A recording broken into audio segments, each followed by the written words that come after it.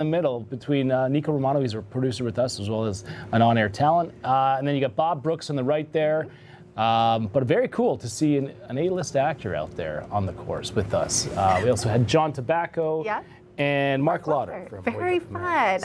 I'm glad you got to get out on the course, John. It was a lot of fun. Hot Practice out your there. golf game. Practice the golf game. All for a good cause. Slipped I mean, out of Tunnel to work Towers a little early.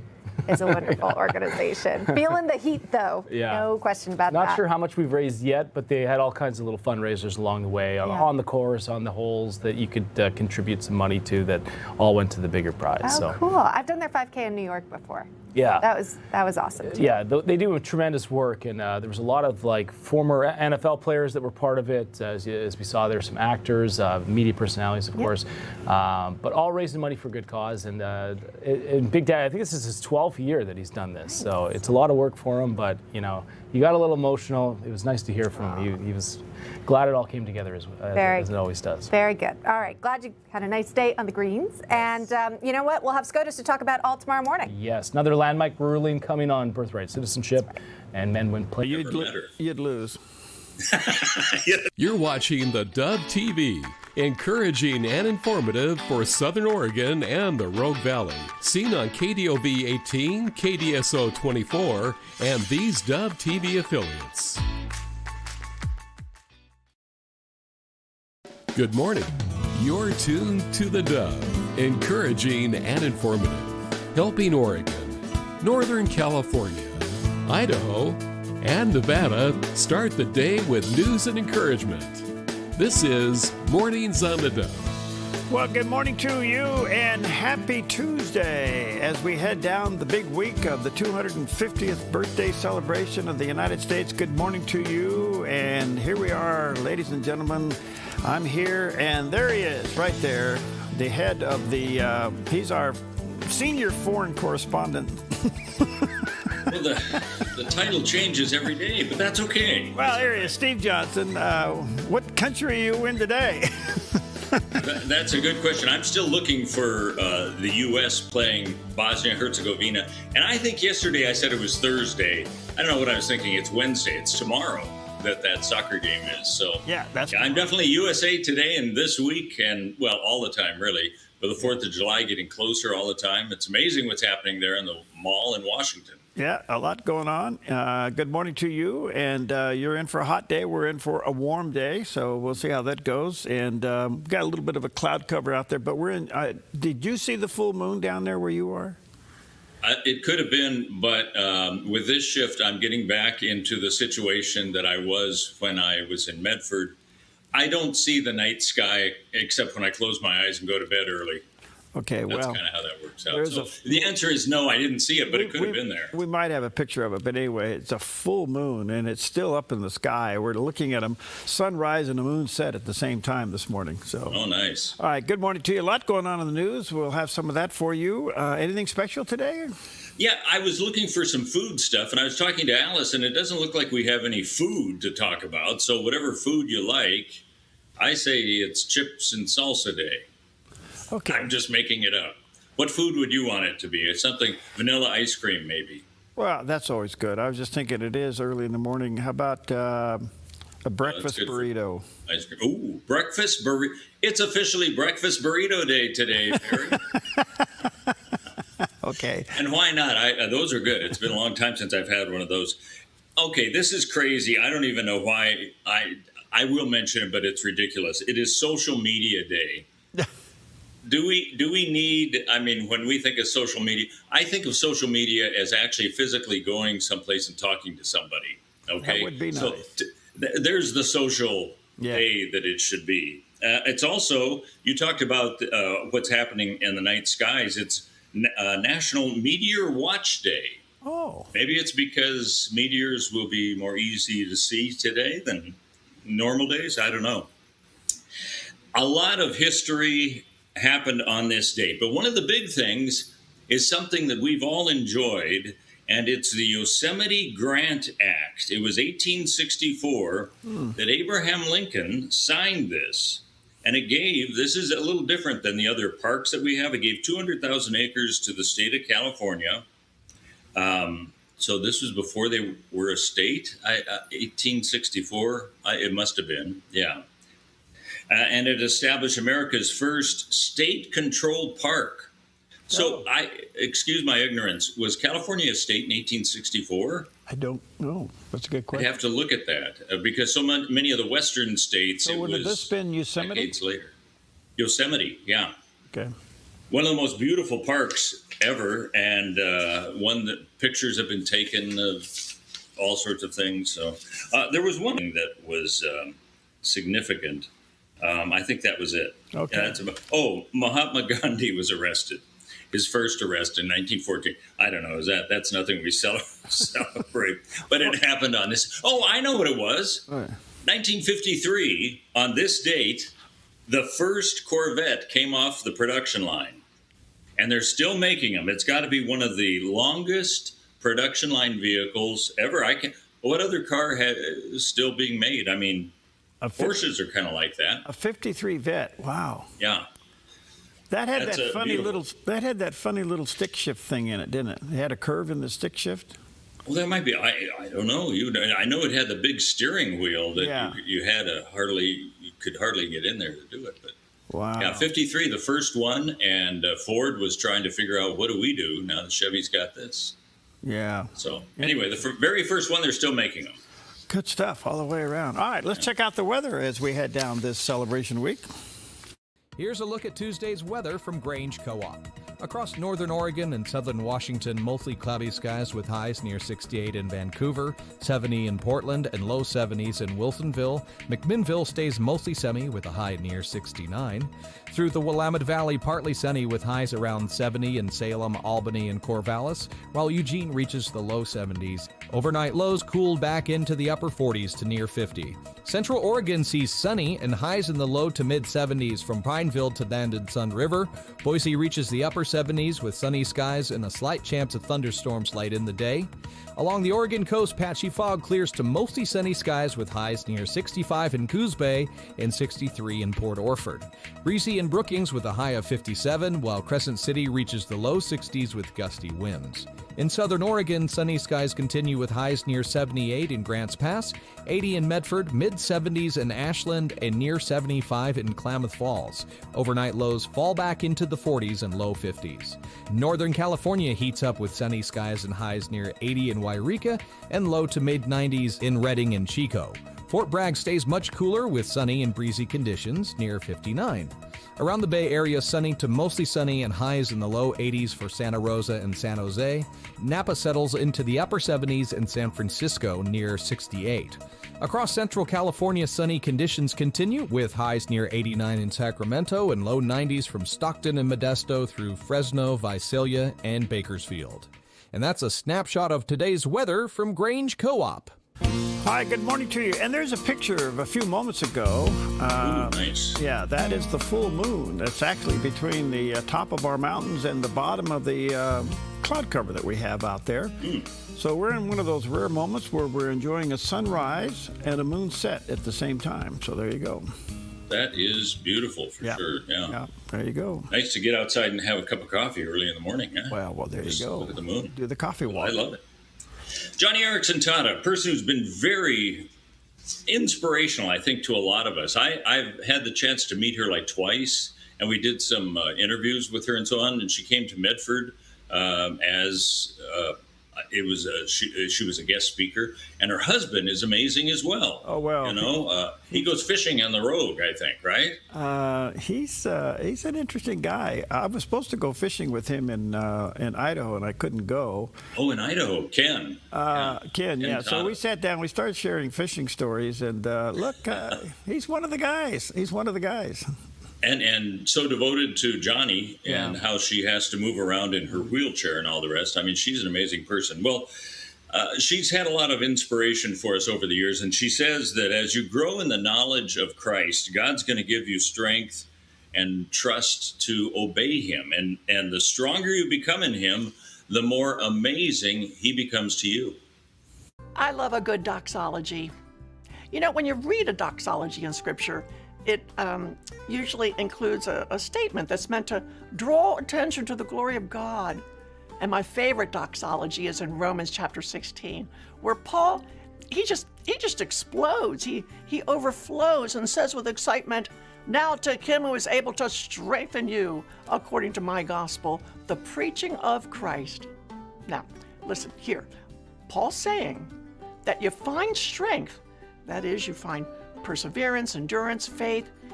You find strength when you lean into the preaching of Christ.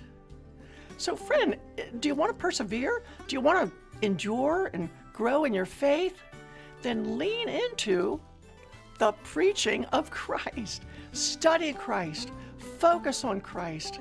For as you grow in your knowledge of Christ, God will give you strength to trust and obey Him in every hardship. And as you do this, guess what? You become the doxology, for God's glory will be magnified in you.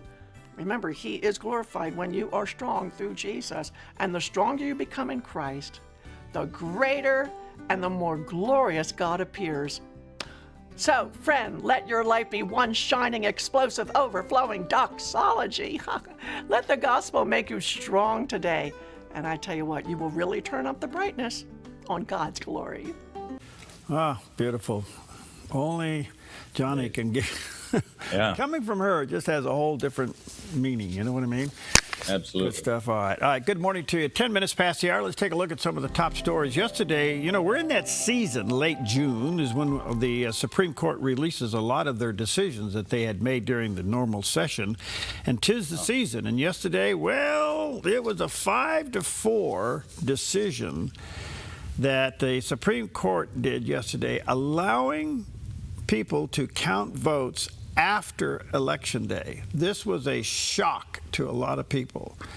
And one of the things that kind of ended up being a real shock to it was a Trump appointee to the Supreme Court, Amy Barrett. She apparently voted with the liberals on the court and in favor of allowing votes to be counted after Election Day.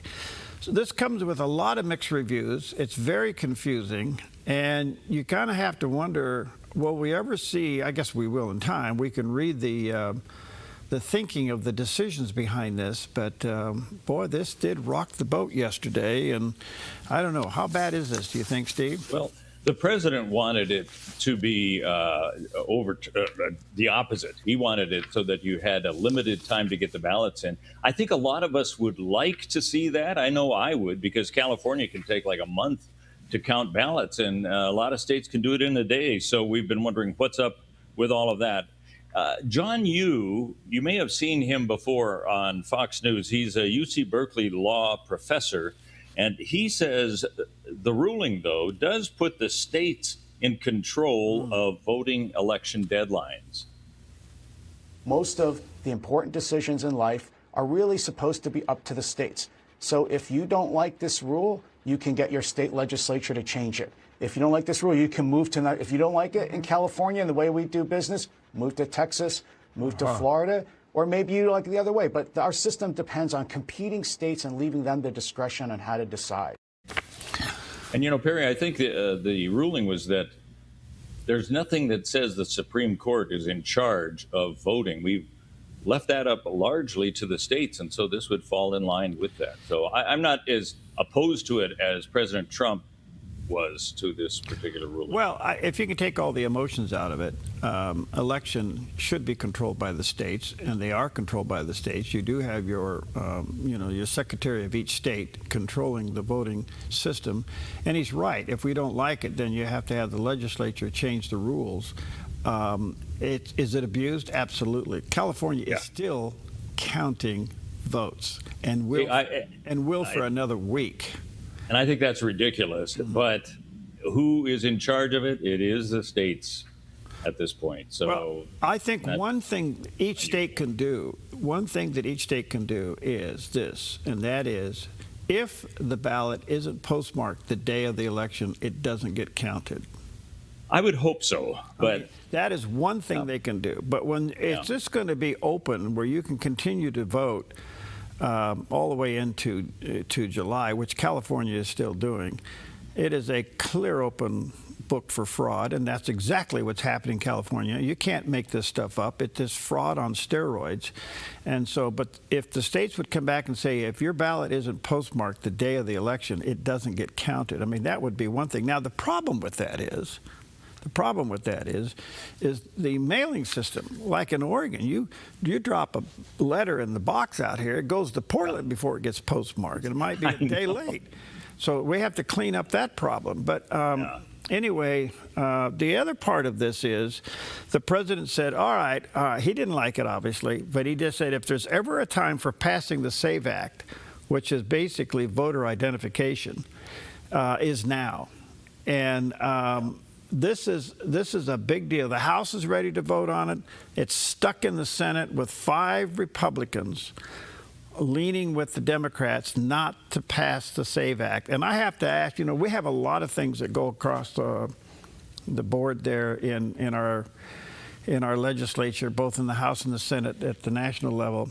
This one is the big one, and why it's stuck with 5 Republicans joining the Democrats, you have to ask the question, what is the issue here? And you can't get an answer to it. Right. It has been pretty vague. It's not like the lines are so defined as to why you would or wouldn't for some of these Republicans.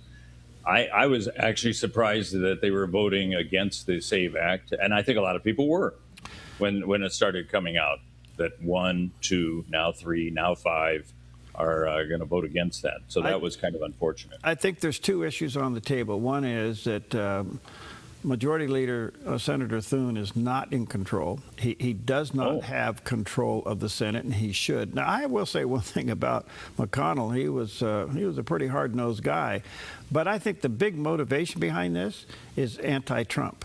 I think that they just don't want the president to have this victory, and these are Trump haters, and they don't want him to win this one.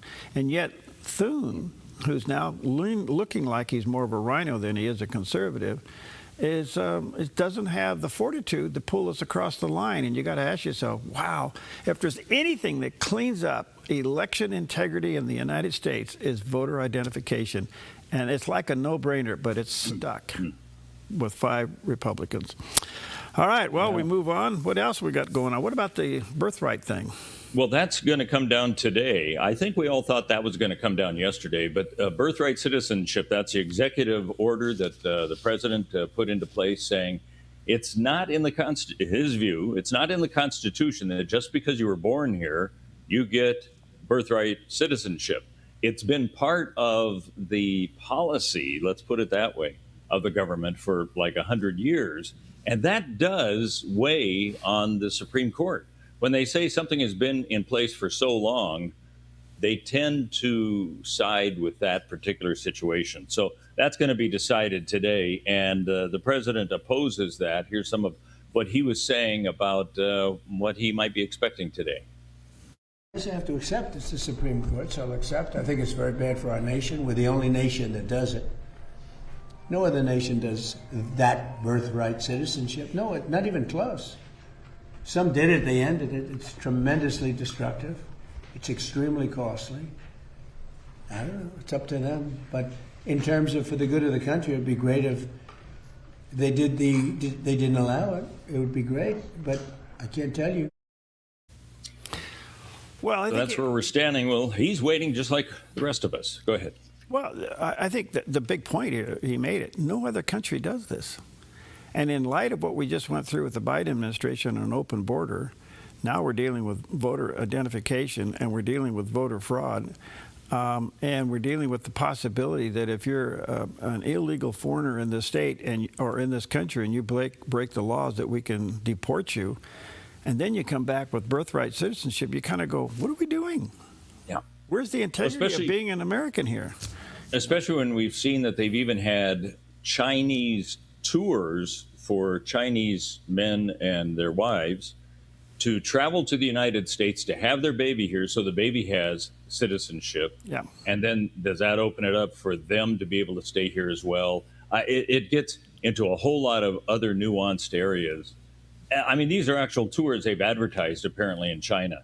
You know, here's your chance to go to America and have your child become a citizen of the U.S., and here's our package deal.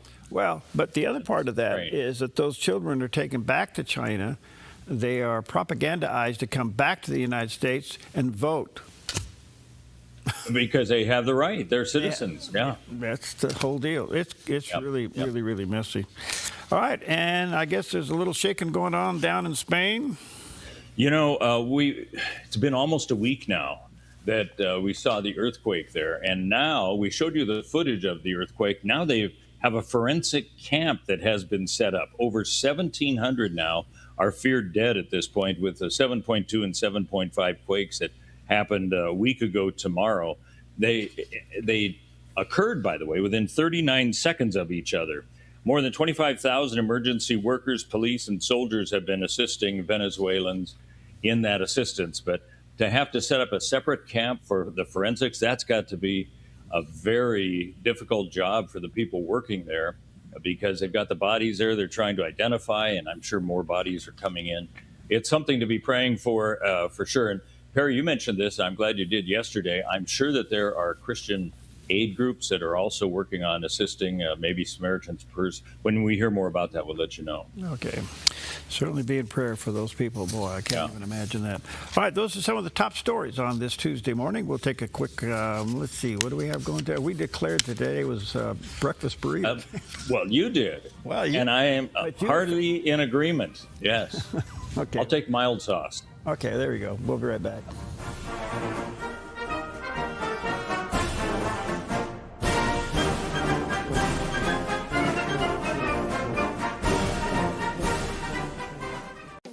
Since 1934, Grange Co-op has been more than just a store. We've been a cornerstone of our community, owned by people like you. We proudly offer top-quality farm and ranch supplies, including our own Rogue feed, as well as workwear, Western apparel, garden essentials, and pet care products. By signing up as a Grange Rewards customer, you not only enjoy exclusive benefits like special offers and 1% back on most purchases, but you also become part of something bigger, a cooperative that you own and help shape. Join Grange Rewards today.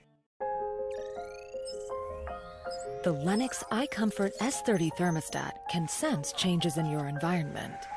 It even knows when you come and go. So now your home's most important system is also the smartest.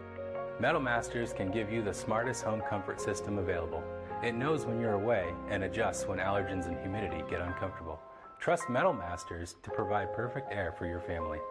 Lennox. Air is life. Make it perfect. When life feels heavy, your body feels it, your mind feels it. That is why I created Organic Elements Wellness Spa, a place where wellness is not a luxury, it's a way of life. Step into our wellness lounge with a Himalayan salt room, infrared sauna, steam room, and invigorating cold plunge. Restore your nervous system, detox your body, and clear your mind. Then experience customized massage, advanced skin therapies, and result-driven facials, all designed to help you look as good as you feel. There's nothing else like this in Southern Oregon. This is your space to heal, to reset, to glow. Call today to book your private wellness party for up to 15 guests, or surprise someone special with a gift certificate. Visit Organic Elements Wellness Spa on East Main Street in Medford. Book online at organicelementspa.com. Wellness is wholeness. Voted best of Southern Oregon.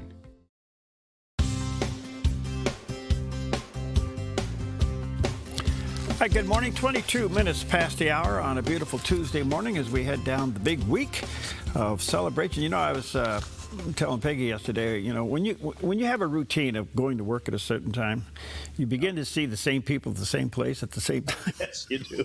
You know, I remember when I was flying the airplane for KCRA in those days, and I was doing the traffic reporting and flying around in circles, and it was amazing how you would see the same car at the same intersection at the same time every morning. You know, people get into a groove. Yeah. Yep. But yesterday, and here we are Tuesday, even today coming in, there's nobody out there. I think half the town's picked up and left town, or they're taking the week off or something. It's earlier than even you predicted. You thought it would be maybe end of today or something. I thought maybe by the end of today or tomorrow for sure, people would be, man, there just is nobody moving around. And you know, this is really an interesting indicator.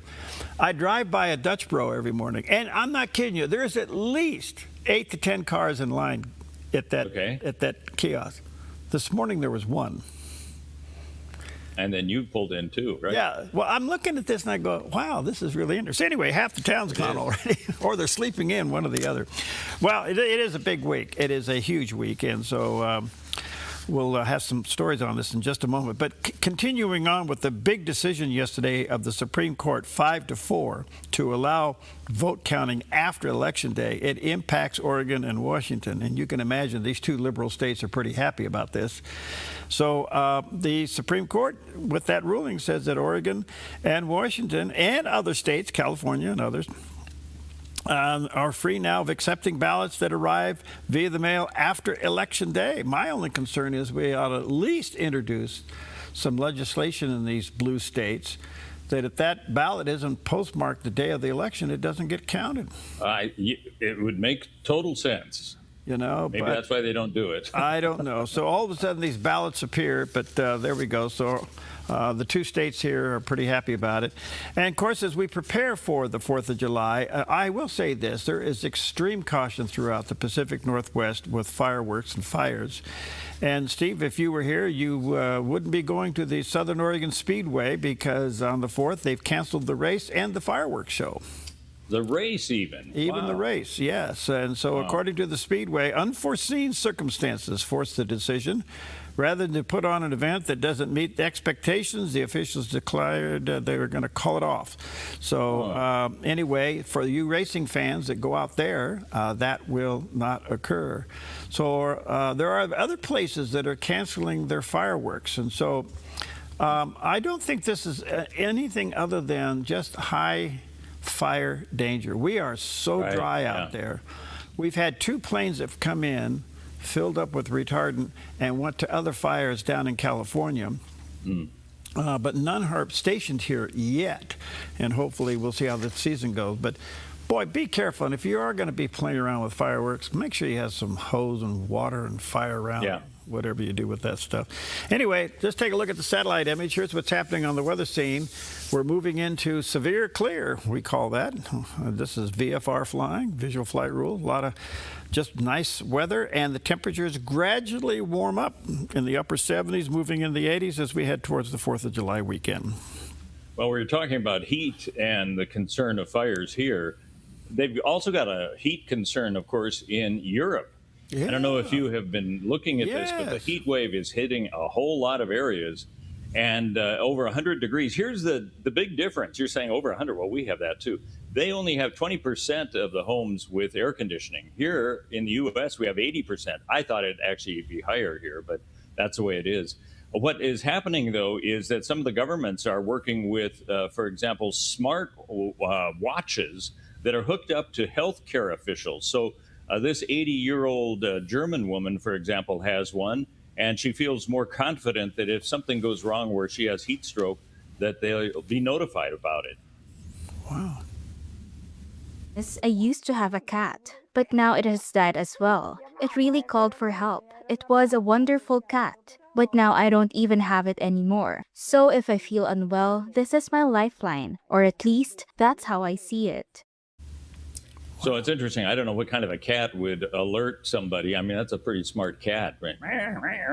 Well, she's falling down and she can't get up. I mean, I don't know how cats would alert somebody, but she did have a cat that did that. But you can tell she feels a little more confident because of all the data there, that health officials, if it was bad and they saw that something happened to her in her house living by herself, they'd come and assist her. Can you imagine? So that's a good thing, but wow, that shows how serious the problem is. Can you imagine 95 degrees in Switzerland? I mean, can you imagine that? You know, the UK is just melting.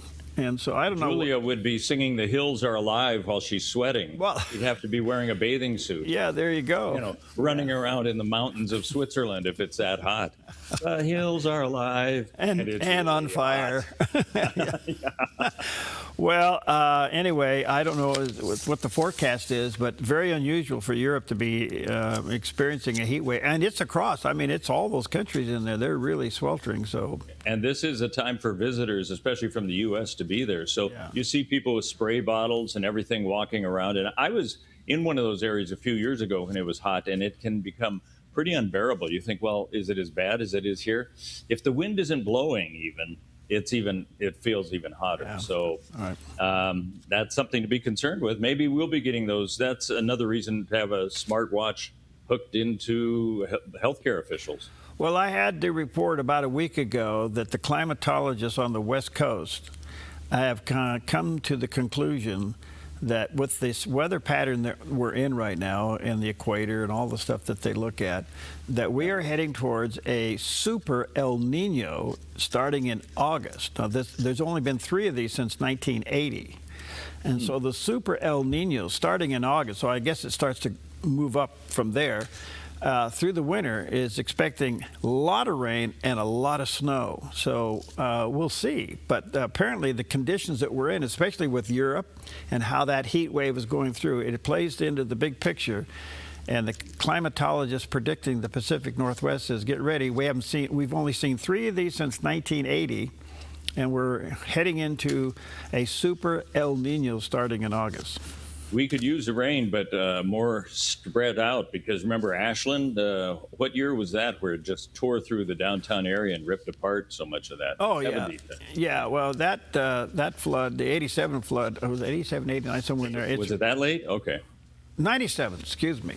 I got to get on my brain. There was 2 of them, actually, but the one that took out, you know what's interesting about that flood? It came down Lithia Park, came through the plaza area, tore everything up down there.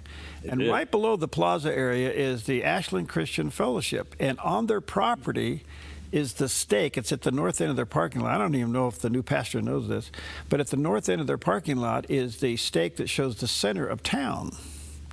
Oh, really? Yeah. And so when the water came through, it came over that, down right towards the church, and hit an embankment there and split and went around the church, if you can imagine that. Wow.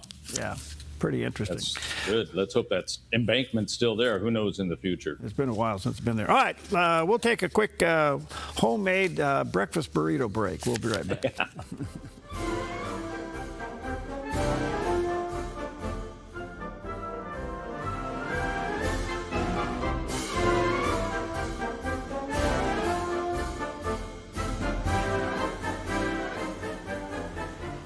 In today's world, we've become too used to hearing bad news.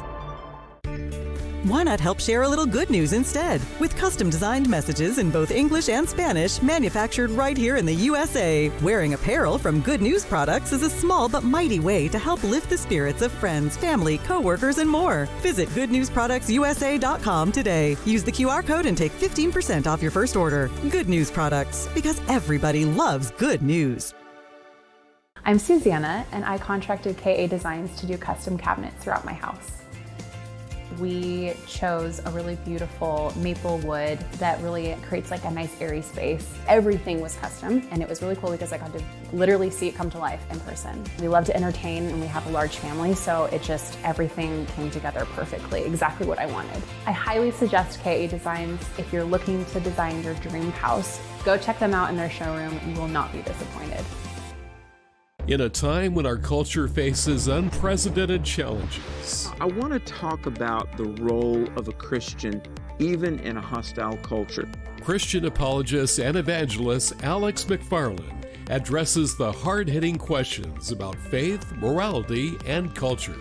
People are hungry for truth, and we've got to rise to the challenge of our assignment as the church. Know your faith better to be equipped to defend it in a world searching for answers. But when you put the face of like an earthly man on God, then you're never going to understand who God is. God takes pleasure in you, and the very sight of you is joy and blessing. Alex McFarland, inspiring believers through apologetics to boldly stand for truth in a critical time. Catch him Tuesday, Saturday, and Sunday on the Dove TV, encouraging and informative.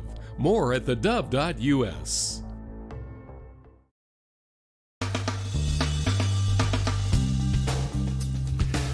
Welcome back. Happy Tuesday. Perry and Steve. He's our senior foreign correspondent. He's in another country. Another world. Another world. Yes. And he's got his coffee mug Oh, I do. My Dove mug. What's the brew this morning? It is Lavazza Dark Roast. Lavazza, what is that? Yeah. I don't know. Lavazza is really good coffee, by the way. You can get it on Amazon. I get no money off of saying that. It's very good. It works well in a mill when you grind it up. Yeah. And you can get it on Amazon. What can't you get on Amazon? And it's delivered by noon, right? And you know what? If I ordered it now, I'd probably get it by 2 hours from now. Yeah, there you go. All right. Well, has Israel, the state of Israel, given in to the United States proposal? I don't know. Let's check out the details as we check in with CBN News this morning. In a decision with serious ramifications, the state of Israel has finally recognized the Armenian genocide. Well, Jerusalem-based journalist Nicole Johnsezian joins us now with the breaking details. My friend, this is personal to you. Your husband's Armenian. In fact, I think we met for the first time in the Armenian quarter of Jerusalem. So what happened and why is this such a big deal? Hey, Raj, thank you so much. Yes, this is something, I mean, just 2 months ago, I was at the 111th commemoration of the Armenian genocide there in the Armenian Quarter. And I will tell you, it's so interesting. The keynote speaker there, who was a priest in the Armenian church here at St. James, said that he warned the Israeli government. He said complicity with denial will only perpetuate aggression. And he was specifically warning Israel that if you will not recognize the genocide and then stop it in its tracks, that the perpetrators will feel like they can carry out more crimes.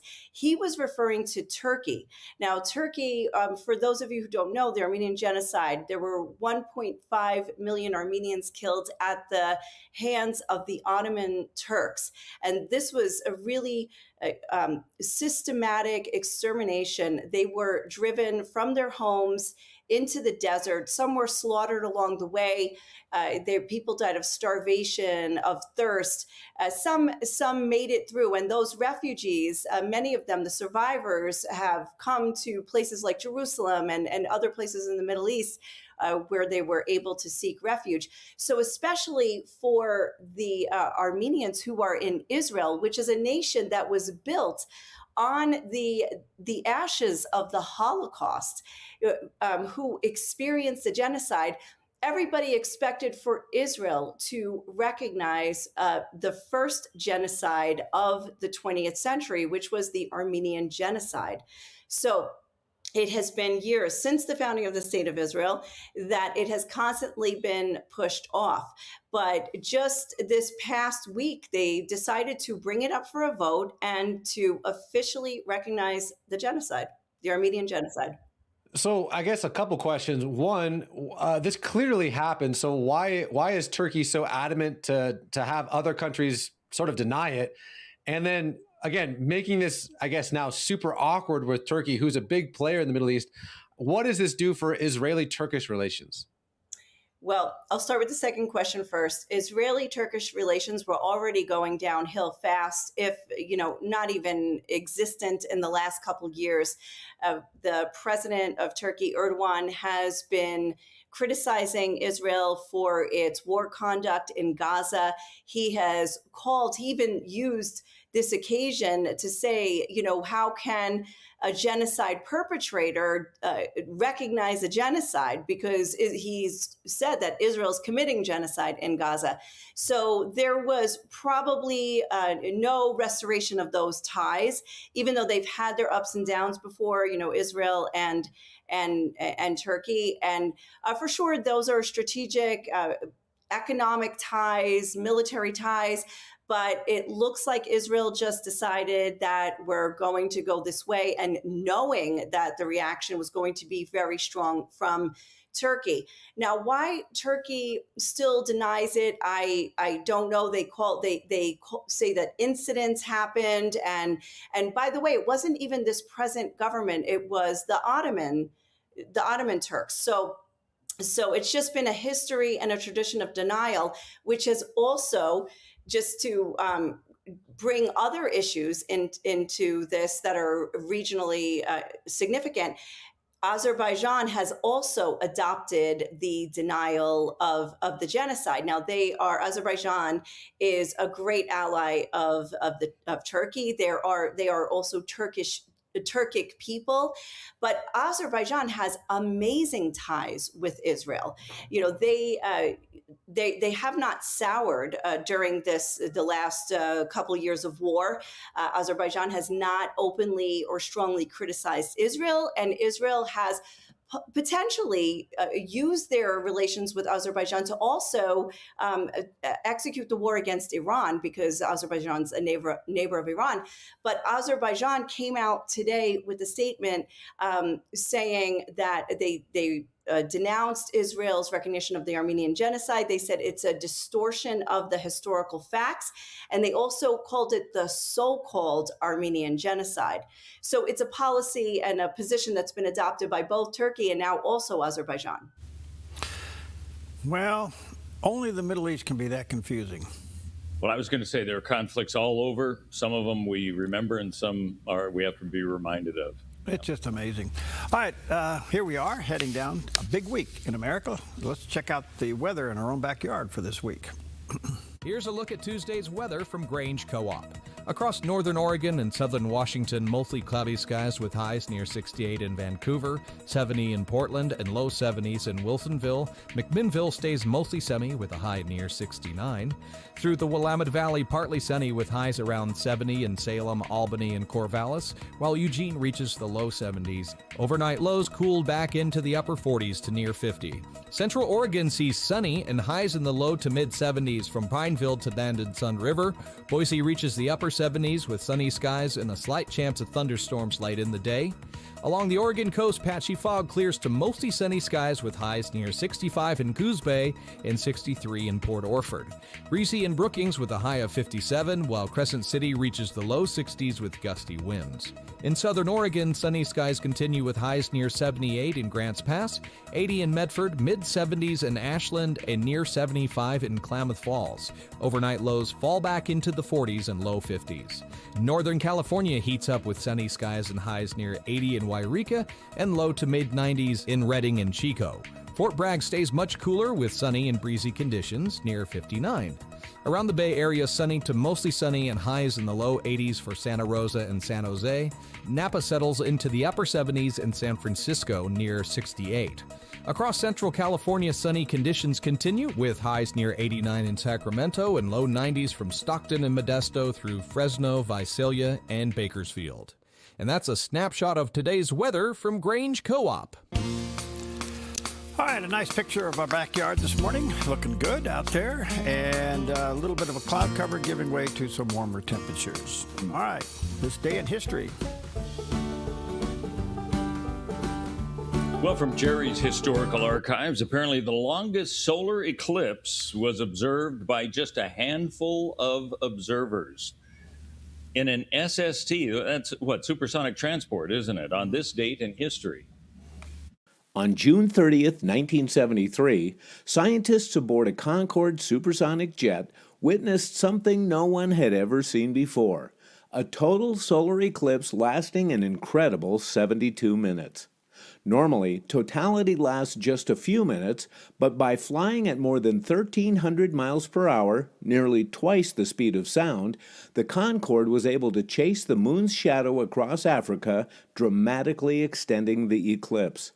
The mission required international cooperation, with several countries granting special airspace permissions so the aircraft could stay precisely aligned with the eclipse path. The payoff was enormous. Scientists collected valuable data on the sun's corona, the outer atmosphere normally hidden by the sun's bright light.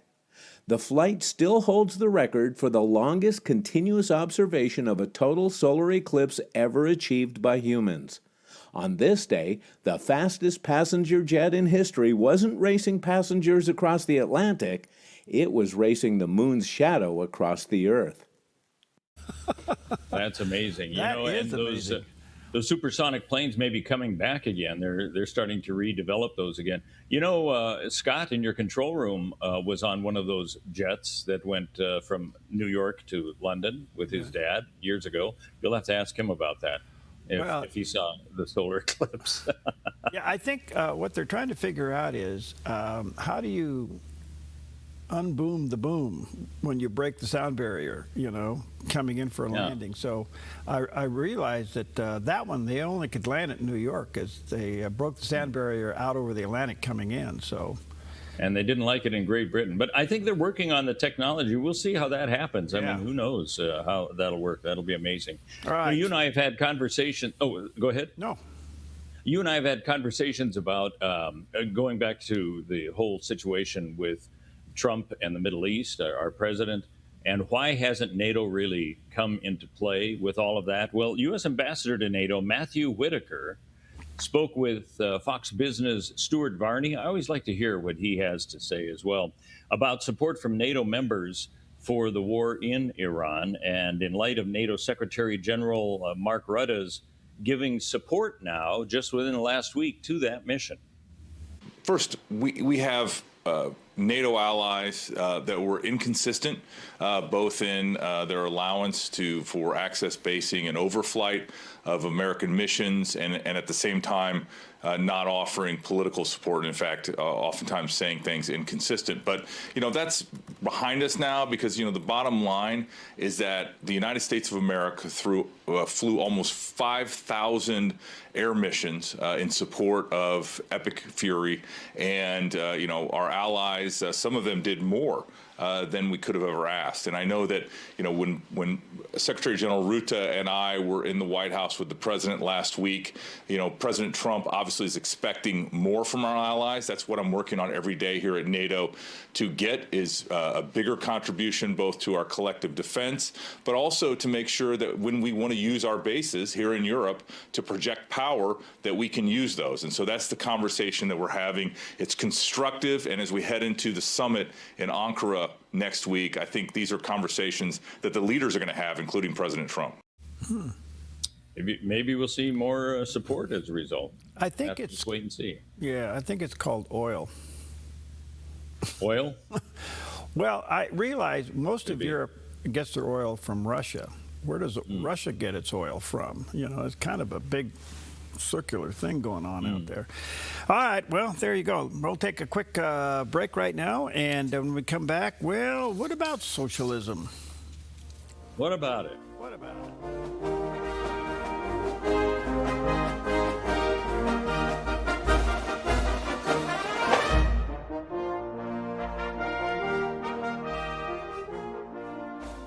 The Salvation Army fleet of vehicles is critical to providing essential services in our community, from picking up food for our food pantry to taking kids to camp and youth programming. We rely on Kelly's Automotive to keep us on the road so we can continue to provide the needs of our community 365 days a year. We can't do that without our fleet of vehicles in Kelly's Automotive. Buying or selling a home can be stressful. It's one of the biggest decisions you'll make in your lifetime. That's why it's important to work with someone you trust, someone who has the right experience and knowledge of the market. Hi, we're Patrick and Paulina Leiser with Leiser Real Estate Group. And whether you're looking to buy or sell a home, our mission is to take the stress out of the transaction and make it as seamless and rewarding as possible. Contact us today. We look forward to working with you.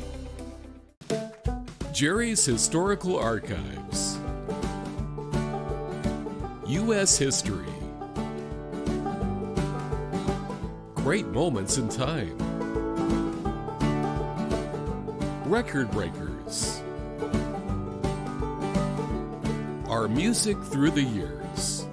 Relive the past and learn something new. Open up Jerry's Historical Archives. Weekdays only on Mornings on the Dove.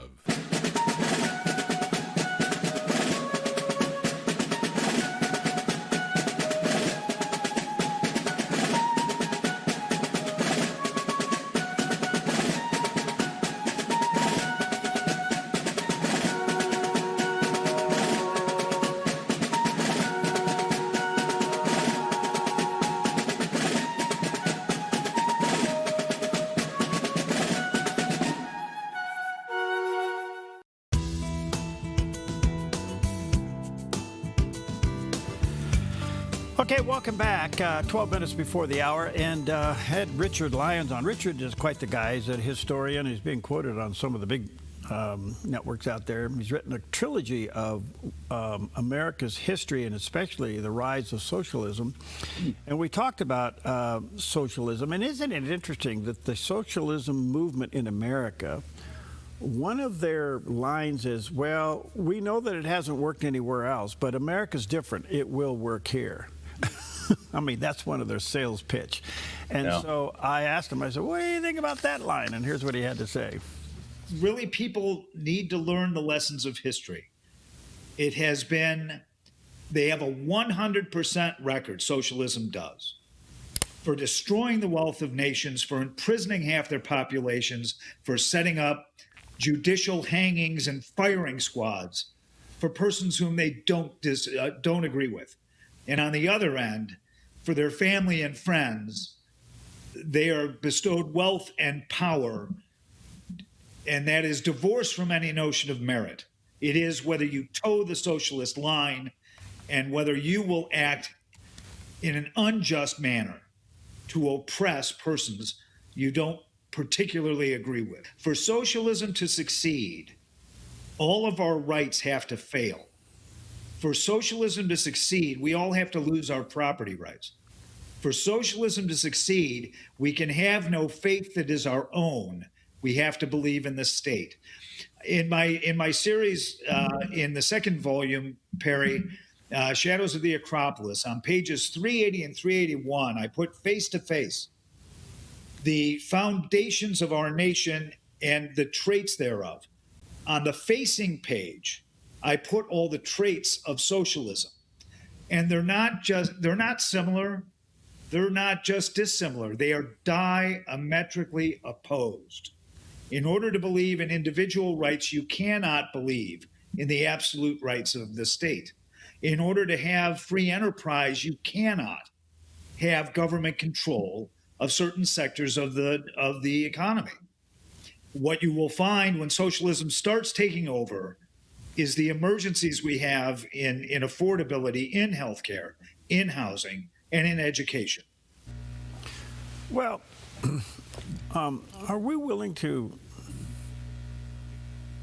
accept what he is saying as a genuine threat against our way of life in America, democracy, a republic, we the people? We're seeing this surface at levels that are really quite alarming. I mean, New York's becoming the poster child of socialism in this country. And there's other groups now. Colorado's doing their midterm, their primary election today.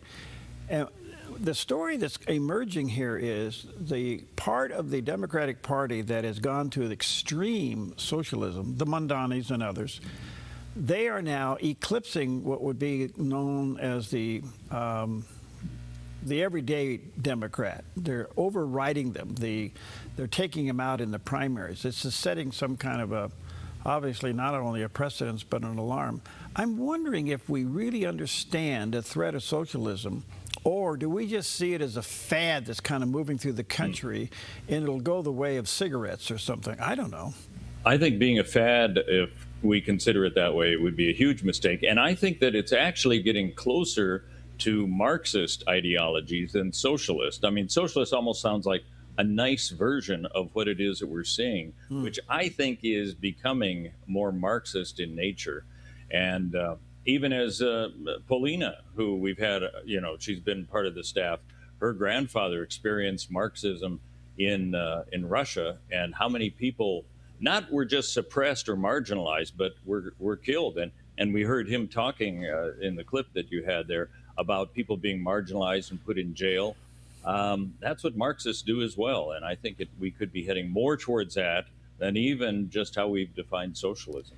Okay, the other part that's coming out of this argument is if you go the way that socialism gives birth to Marxism, and then Marxism in the past was led by, leaders like, Stalin, Marx. Karl Marx, yeah. Hitler. But in today's world, there's another component that wants to be the head of all of this, and it's a religion. And I'm thinking, do we understand this? I mean, Mondani he's used socialism to get the power to advance radical Islam. Islam, yeah. And I'm wondering if we see this, and do we understand this, you know? Because religion becomes the perfect thing that nobody wants to touch. And the way you can hide behind having a Marxist or socialist ideology. See, and we have freedom of religion in the United States. So, yes, Muslims can certainly practice their religion, but there's an element to it that is hard for us to process. And so, I don't know. I would hope that as we head into the 250th birthday celebration of America, that there is genuinely a rebirth of understanding, if I can put it that way, of what is it about America that makes it genuinely unique and exclusive. Do we understand that? Do we understand the word freedom? Do we understand the word liberty? A bit of a clue are all the FIFA fans who are coming over saying, America is different, and it's not what we were told it was in our country.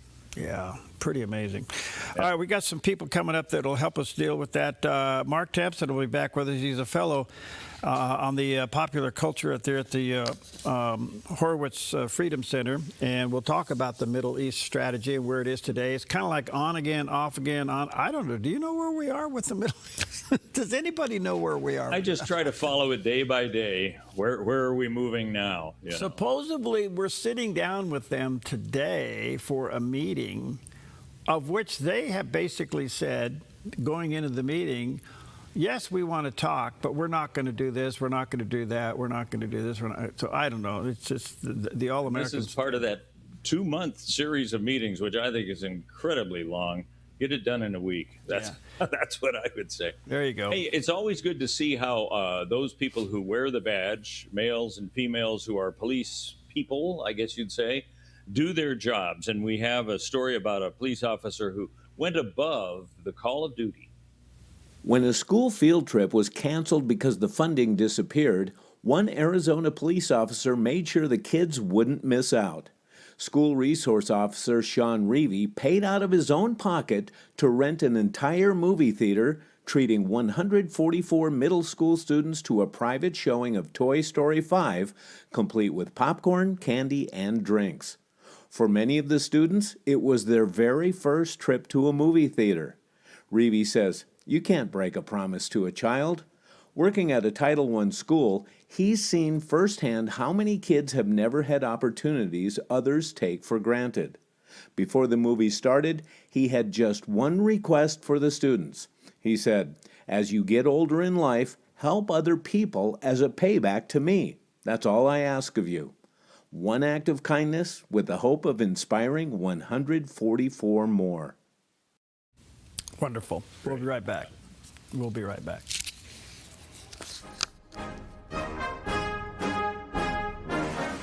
At Sweet Tea Express, we've got you covered. Order at the counter and our friendly service staff will do the rest. Breakfast served daily until 2 p.m. Breakfast burritos, biscuits and gravy, skillets, omelets, and more. Sweet Tea Express. Don't get caught hungry.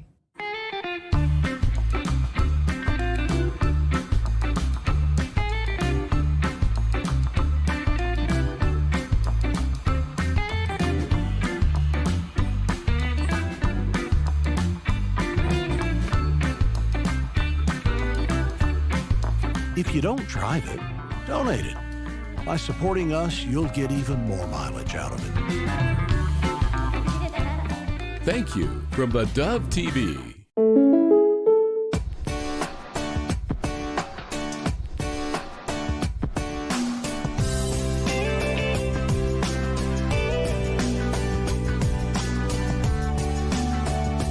Combining your home and auto insurance could save you time and money. And who doesn't like that? When you want surprisingly great rates on auto, home, and life, call State Farm agent Rory Wold in Medford today. Like a good neighbor, State Farm is there. Your sweet tooth just became a force for good. The Salvation Army's Taste Good, Do Good Challenge is on June 5th through the 30th. And local bakeries, restaurants, and shops are serving up exclusive treats you can only get during the challenge. Hit different spots, collect punches, and vote for the best bite in town. And every delicious stop helps support local kids and veterans right here in our community. Start your adventure at tastegooddogood.net.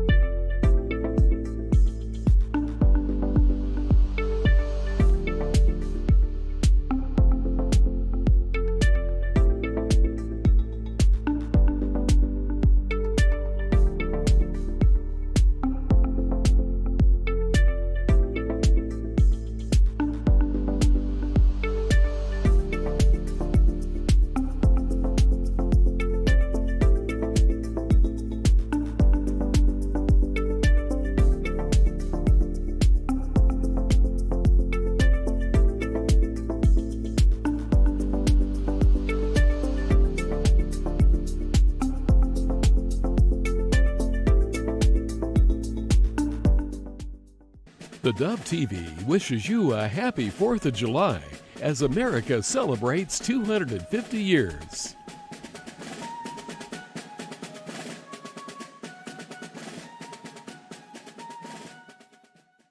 Good morning. You're tuned to the Dove, encouraging and informative, helping Oregon, Northern California, Idaho, and Nevada start the day with news and encouragement.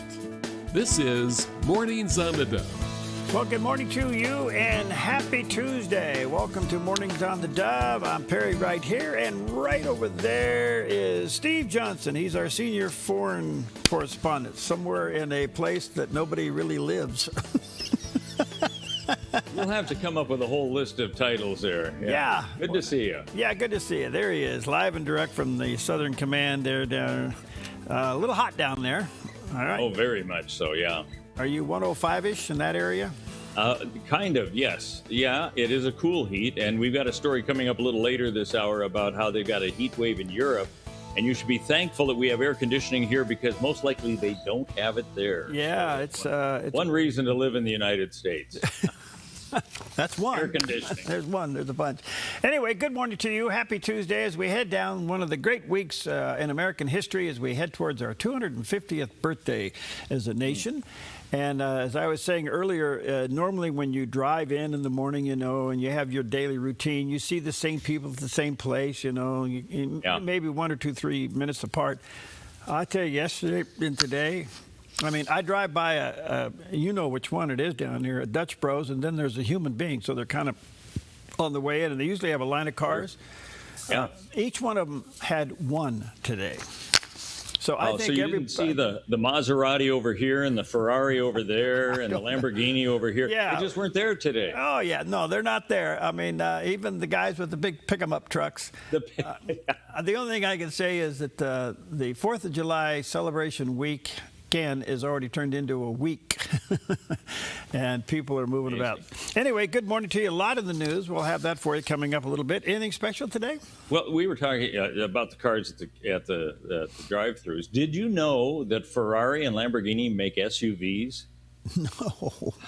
I saw them for the first time, and I thought, okay, that's just ridiculous. Is that why you buy a Lambo or a Ferrari? Yeah. Apparently some people do. So there you go. So if you see one at the kiosk, wave at them. Yeah. It's social media day, and I ask the rhetorical question: do we really need this? No, I don't think we do. I mean, we all engage in social media, whether we like it or not, anyway. So I don't know that we have to identify it as such. It's also National Meteor Watch Day, which you had a wonderful picture of the sunrise in Medford this morning. No, full moon. Moonset. Moonset. Oh, moonset. Yeah. And it was a full moon, right? Mm-hmm. Oh, it's beautiful. We'll show it to you. Yeah.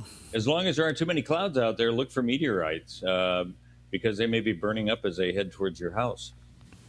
Hopefully they would burn up before But don't mistake them for the Starlinks flying by.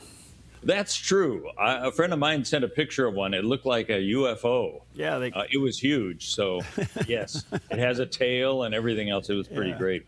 I have no food today, so we decided to make this breakfast burrito day. Homemade breakfast burrito day. I'll take mine with mild sauce. Some people like the real spicy stuff. I like the more savory type myself. Okay, do you want potatoes in it? Well, you kind of have to, don't you? But don't fill it with potatoes as filler. Yeah. A little bit is good. Yes. More burrito with the meat in it. Yes. And all the others. Yes. Okay. I have had some burritos that it's almost like I'm eating a potato wrapped in a tortilla. And it's well, there you go. Well said. That's the point. Yeah. Hey, here's what you might want to take note of. It's Yosemite Grant Day. This has to do with an interesting thing. I was kind of unaware of this. 1864, Yosemite, the act, was signed by President Abraham Lincoln about a year before he died, bestowing 200,000 acres to the state of California. It must have been federal land at that point. Yeah. And that established the first state-controlled park. And now we have Yosemite. As beautiful as that is, it is picture perfect. Yeah. Ansel Adams, took a lot of pictures that were amazing black and whites from there, and you can kind of do the same as long as there's not too much traffic. Yeah. That's the only problem, is a lot of traffic on the road, because it's so beautiful. People go there. So that's one of the things that happened on this date, 1864. All right, good stuff all the way around. All right, well, good morning to you. We are into a kind of an interesting week as we head towards a big celebration in the United States. Let's check out the weather for the Pacific Northwest. Here's a look at Tuesday's weather from Grange Co-op. Across northern Oregon and southern Washington, mostly cloudy skies with highs near 68 in Vancouver, 70 in Portland, and low 70s in Wilsonville. McMinnville stays mostly sunny with a high near 69. Through the Willamette Valley, partly sunny with highs around 70 in Salem, Albany, and Corvallis, while Eugene reaches the low 70s. Overnight lows cooled back into the upper 40s to near 50. Central Oregon sees sunny and highs in the low to mid 70s from Pineville to Banded Sun River. Boise reaches the upper 70s with sunny skies and a slight chance of thunderstorms late in the day. Along the Oregon coast, patchy fog clears to mostly sunny skies with highs near 65 in Coos Bay and 63 in Port Orford. Breezy in Brookings with a high of 57, while Crescent City reaches the low 60s with gusty winds. In southern Oregon, sunny skies continue with highs near 78 in Grants Pass, 80 in Medford, mid-70s in Ashland, and near 75 in Klamath Falls. Overnight lows fall back into the 40s and low 50s.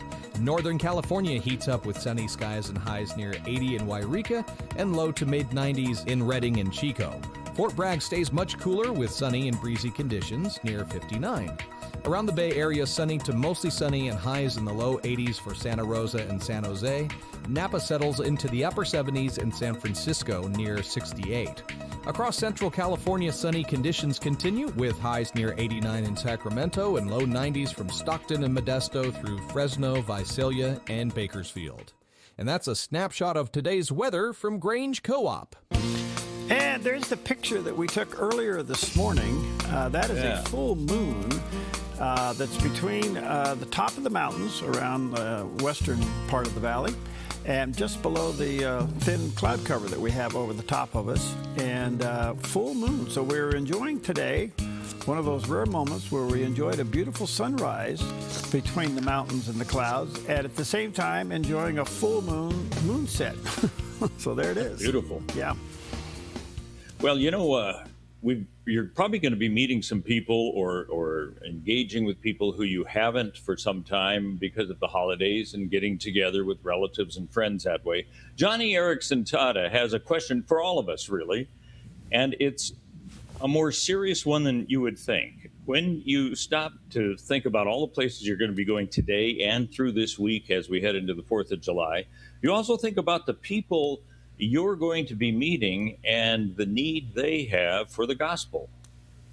I was going through some old photographs of me back in the 1990s, and I looked hard to see the shoes that I was wearing, and I couldn't believe it. I have still got those same shoes, and I still wear them. I don't think anyone else but a quadriplegic who does not walk would be able to say that. I mean, my shoes can last me 10 years and still look brand new.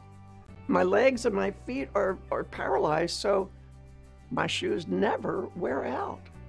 Still, those shoes, well, they racked up a lot of mileage as I've traveled to, 57 countries, giving the gospel to people with disabilities. It's what we do at Johnny and Friends.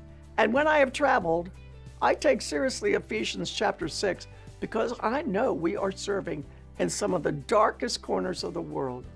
And so, I put on the belt of truth, I put on the breastplate of righteousness, the sword, the shield, and for shoes, I inasmuch put on the shoes of the gospel of peace. My wheelchair may go through a lot of wear and tear. My wheelchair will get bent and scratched and banged up going from one airport to the next, traveling to all those countries, but my shoes, they stay fresh and ready to share the gospel of peace in Christ Jesus. A lot of people with disabilities and their families come to Christ when those shoes take me places. So today, look down at your shoes and think of all the many places they take you. And then, in those places, pray for the readiness to share the peace of Jesus Christ. Wow. You know, that reminds me of the interview I did last week of Nick Vujicic. Oh, yeah. He has no arms and no legs, but in his closet are 4 pairs of shoes. I know, he mentioned that, and a couple cowboy boots. And a pair of cowboy boots, yeah. I have some questions. Well, he plans on wearing those someday. Isn't that amazing? Wow. Yeah, good stuff. All right, let's take a look at some of the top stories on this Tuesday, 10 minutes past the hour. Yesterday was an interesting day in the Supreme Court. A ruling came out. By the way, we're in that season where the Supreme Court and all the cases that they heard through this last session, those decisions are being released now. And in fact, another big one's due out today. But yesterday they released the decision. It was 5-4, and it did kind of rock things that the Supreme Court is in favor of ballots arriving after Election Day. In other words, states can continue to count these ballots after election, and that's kind of got people a little uptight for a lot of reasons. The conservatives across the board are very disappointed with Justice Barrett, who was actually put on the court by President Trump, was appointed by President Trump and sits on the court. She voted with the liberals in a decision that the mail-in ballot ruling of a 5-4 decision that the ballots could continue to come in after Election Day. Now, there's a lot of ups and downs about this ruling, and it does set off a lot of discussion. And one of them is, should there be a move within the states to change their own state laws? All right, you can count the ballot after Election Day if the ballot is postmarked the day of the election. Could be one of the loopholes that could be brought into control. But I guess, Steve, overall, there is a kind of a constitutional view of this.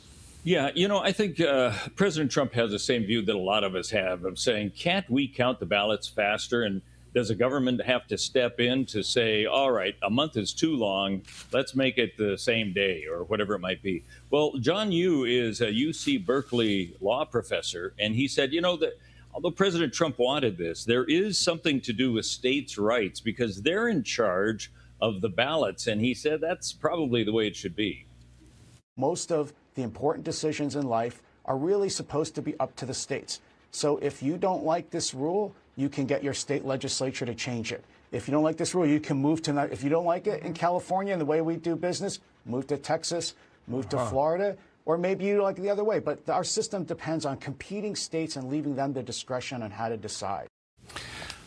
So it ends up being a 10th Amendment issue, which is the power of the states. And so I think he's making a good point there. You know, we have these state election boards and, you know, Secretary of States in the various states that oversee the election cycles. I think he makes a good point. And the question is, can the length of time from the election to receiving a ballot be shortened? Do you realize? I would hope so. I think a lot of us would like to see. They are still counting ballots in California and will through next week. That's ridiculous. I think that's ridiculous myself. It is ridiculous. And then the other one is, can the state say to and put in out for the people to, either the legislature does it or do it as a referendum, that if that ballot isn't postmarked the day of the election, it doesn't get counted. I mean, there's some things you can do to tighten it up. Well, this did spark the big event, the big debate, and that is, why haven't we passed the SAFE Act, which is voter identification? And this is a no-brainer. 84% of Americans want this. 84%. Including minorities as a result, because that high percentage. Yeah. It is. It's across the board. And yet 5 Republicans in the U.S. Senate are saying no, they won't vote for it and pass it. So this puts pressure on Majority Leader Thune. It doesn't seem like that he has the, I don't know if he doesn't have the management skills or the fortitude or what to push this through and demand these people fall in line. I don't know what's going on with that. Some say that these 5 hate Trump so much that this is the one thing that they can stick him with and not pass the SAFE Act. And Speaker Johnson on the House said, hey, bring it to us. We're ready to go. And there it sits. And they're going to go in the summer recess heading towards the fall primary or the fall midterm elections. And guess what? The SAFE Act is not being passed. This is just mind-boggling.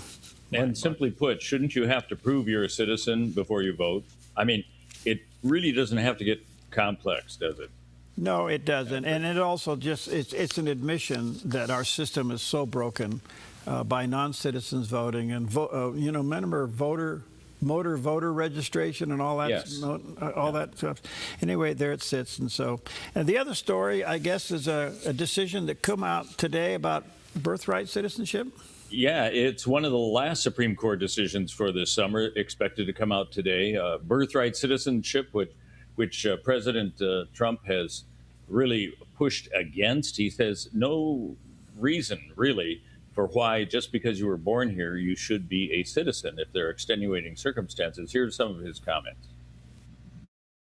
I have to accept it's the Supreme Court, so I'll accept. I think it's very bad for our nation. We're the only nation that does it.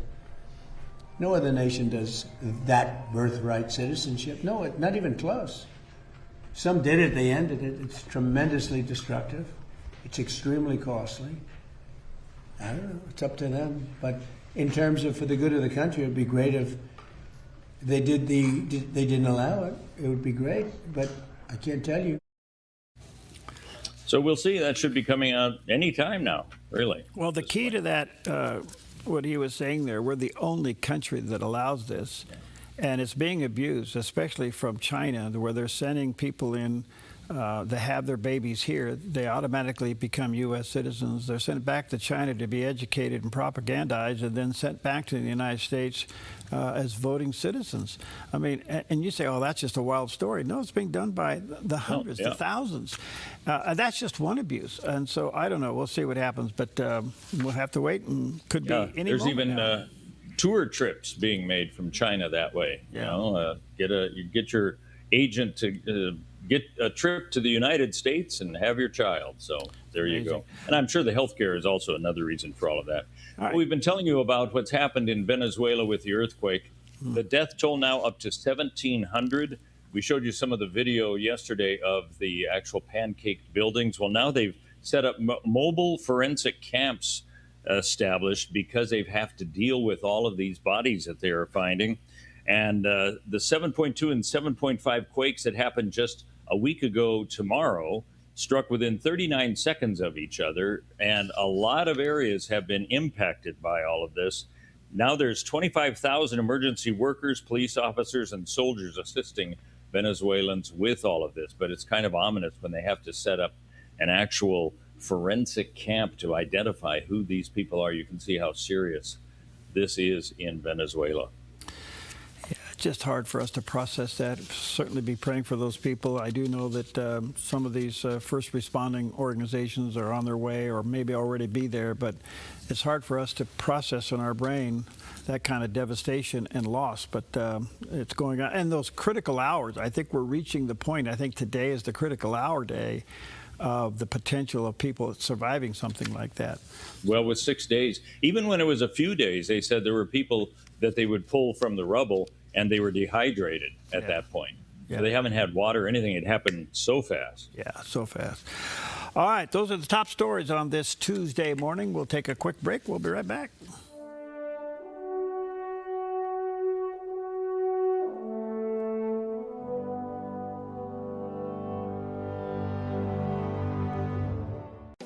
Since 1934, Grange Co-op has been more than just a store. We've been a cornerstone of our community, owned by people like you. We proudly offer top-quality farm and ranch supplies, including our own Rogue feed, as well as workwear, Western apparel, garden essentials, and pet care products. By signing up as a Grange Rewards customer, you not only enjoy exclusive benefits like special offers and 1% back on most purchases, but you also become part of something bigger, a cooperative that you own and help shape. Join Grange Rewards today.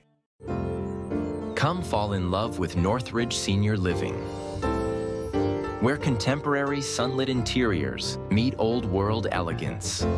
Walk through our lovely hallways and enjoy the fun staff-led activities. Forge lasting friendships with other residents and our exceptional caregivers. Dine in style. Gather near the fireplace under breathtaking chandeliers. Our reasonably priced apartments are spacious with private balconies. Northridge is Christian-owned and operated, pet-friendly, and only 2 blocks from Asante Rogue Regional Medical Center. On-site, in-home care is available. We also offer senior adult daycare. Your loved one can spend the day with us, and the evenings with you. Northridge Senior Living, your home. We love staying connected with you, our amazing Dove partners. That's why we created the Studio Insider, your complimentary magazine packed with everything happening at the Dove. See how your support is changing lives, check out our TV and radio schedules, meet our team in the staff spotlight, enjoy faith-filled reflections, a fun crossword puzzle, and so much more. It's your inside look at the Dove.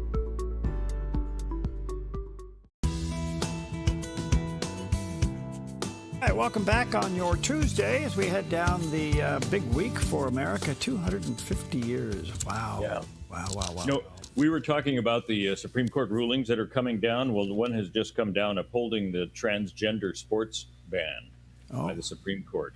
So there will be more details. I mean, all of these have a lot of details, but pretty much they're saying, yeah, you can prevent somebody who is not genetically born, apparently, from being on one team if they were genetically found to be of a different sex. So, like I said, you can imagine there's more details on that, but that's one of the rulings that have come down today. One of the arguments on that is, why have girls' sports? Well, and how would you redefine girls' sports then? You know, I mean, even the definition changes. Yeah. So. Well, that's a positive one, so we'll keep an eye on that. All right. In the meantime, a couple of quick stories here in our own backyard. Of course, Oregon and Washington, very much blue states, are applauding the ruling yesterday of 5-4 of allowing ballots to continue to be counted after Election Day. As you know, the one that kind of got people on tilt was conservative Justice Amy Coney Barrett. She sided with the liberals and voted for this, and that swung the court 5-4 to say, yes, ballots can be continued to be counted after Election Day. And conservatives and, of course, GOP groups up and down the West Coast, California, Oregon, Washington, obviously are speaking out against this. But if you can imagine, they're still counting ballots in California, if you can imagine that. Wow. It's just amazing. So anyway, the blue states are pretty happy about that. And then a little bit of immediate backyard news as we head into the 4th of July weekend. The Southern Oregon Speedway now has canceled its 4th of July race and fireworks show. They're saying basically unforeseen circumstances. It could be that there's so many things going on that crowds are going to be split from one place to another. Oh, okay. But fans being what fans are, you know, if you're a race fan, you're a race fan. But I think the other thing is, we're hearing that more and more organizations, municipalities are not doing their fireworks show throughout the state because of the extreme fire danger. So we'll see what happens. But just a little bit of backyard news. If you were going to go to the race and the fireworks out there at the race speedway, that's not going to happen. That's been canceled. So some things along that line. All right, let's check out Wall Street on this Tuesday morning. Thank you, Preston, with Smart Lawn, and his wife with ice cream. The Dow's back up 61 points. Look at that number, 52,244. Wow. The Nasdaq jumped up 154.5 points this morning at 25,000, pushing 26,000. Wow. And the S&P up 23 at 7,467. Those are big numbers. And I think we're finding out now, another little story coming across the wire here is that it looks like the talks may be off. So we'll talk about that in a moment. In the meantime, gold is back up to 4,046. Silver's up a little bit, 59, almost $60. And crude oil's back up about 80 cents, $73.54 a barrel. So green across the board there. Yeah. If you have a smartwatch, you can relate to this. They're having a heat wave that's going on in Europe at this point, and it's like over 100 degrees, which you'll say, well, I've experienced that. The only problem is that there's only about 20% of Europeans who have air conditioning versus 80% here in the United States, so it's hard to get cool under any circumstance, especially with all the tourists that are over there. Well, now they've got for the elderly a smartwatch that's hooked up to health professionals, and it doesn't tell you just what your heartbeat is and all that. What it does is it alerts health professionals if you're having some sort of a heat-related problem. Now, this is very helpful, you can imagine, gives a lot of confidence to the elderly. One elderly German says this is something she needed right now. I used to have a cat, but now it has died as well. It really called for help. It was a wonderful cat, but now I don't even have it anymore. So if I feel unwell, this is my lifeline, or at least that's how I see it. So she had a cat who'd call health professionals. That's one smart cat, but now she feels confident because she has this. So this is helpful. By the way, in Italy, 22 cities were put under the red heat warning just within the last day or so. In Croatia, they also got a red heat area for the capital of Zagreb. And as you heard in Germany, it's also, you said Switzerland had some sort of a heat warning, well, right? Switzerland was at 95 yesterday at one point. And amazing. At the beginning of that video, it showed an outdoor sign. It said 41.1. That's Celsius. Okay, yeah. So I looked that up. It's 105.8 degrees. Wow. And again, that's without being able to go and get air conditioning in your house or maybe even in stores, if only 20% of people have air conditioning. Can you imagine people left the United States to go vacation over there? Yeah, or Ellen DeGeneres and Rosie O'Donnell. Enjoy the hot weather. You left the U.S. Yeah. Enjoy what you've got. What did somebody say? You know, if you think it's hot, you know, what did he say? If you think it's hot there's a place for eternity you may want to think about avoiding. Yeah.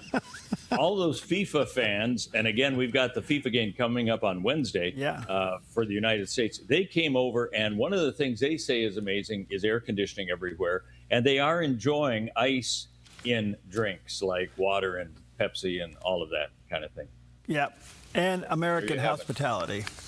That's it. Okay. All right, we'll take a quick break. We'll be right back.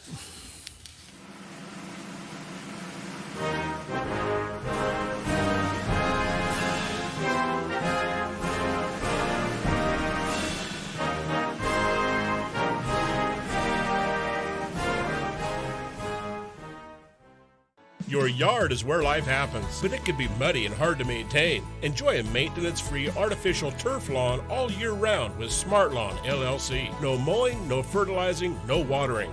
Our synthetic grass is beautiful and resilient. It's certified to be lead-free, and there's no need for pesticides. Safe for your children and pets. Smart Lawn LLC has all your artificial turf and putting green areas covered beautifully. 541-941-3538.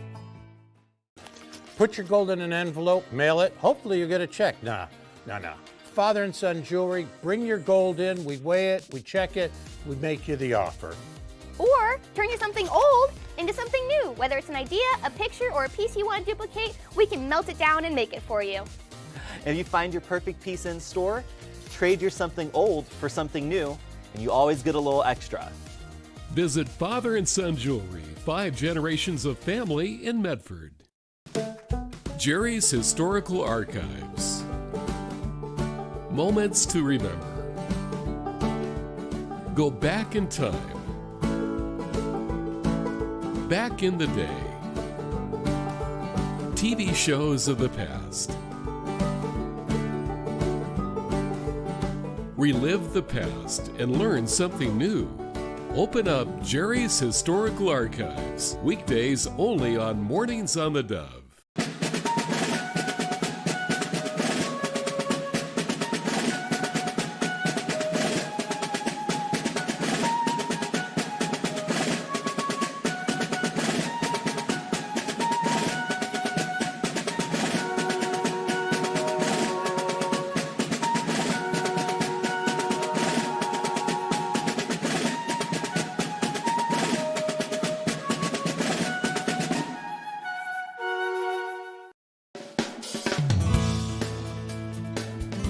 Okay, welcome back. And as Steve has mentioned, the Supreme Court ruling has come out, and the Supreme Court says states can ban trans athletes from women's sports. So I guess it pushes it back to the states.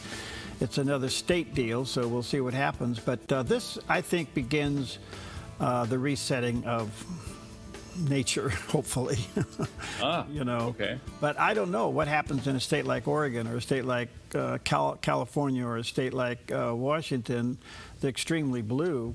So can they use this as a precedence to bring it into state law? So we'll have to see. But I think what's at stake here or your children. That's what's at stake here, you know. So we'll see what happens. All right, in the meantime, let's check back in with Julie Stahl with CBN News. Are the talks on or are the talks off? Are the talks on? Are the talks out? We're talking about Iran and the United States. Let's check in with CBN News and get caught up. At the last minute, Qatari officials announced U.S. envoys Steve Witkoff and Jared Kushner will not meet with Iranian negotiators today in Doha after days of fighting between the two sides. You know, oil prices are way down. We hit $69 today. It was higher than that prior to the denuclearization of Iran fight that we have, which we're doing very well. Israeli Defense Minister Israel Katz says if Iran attacks Israel, it will spark the third Iran war. It could happen within 2 days. My directive to the IDF is to prepare for a blue and white operation in Iran. Israeli President Isaac Herzog said Israel dreams of peace. But Iran's desire to become a nuclear threshold state is a tangible threat to Israel, and Iran's audacity to dictate the future of Lebanon undermines the possibility of moving towards peace and security.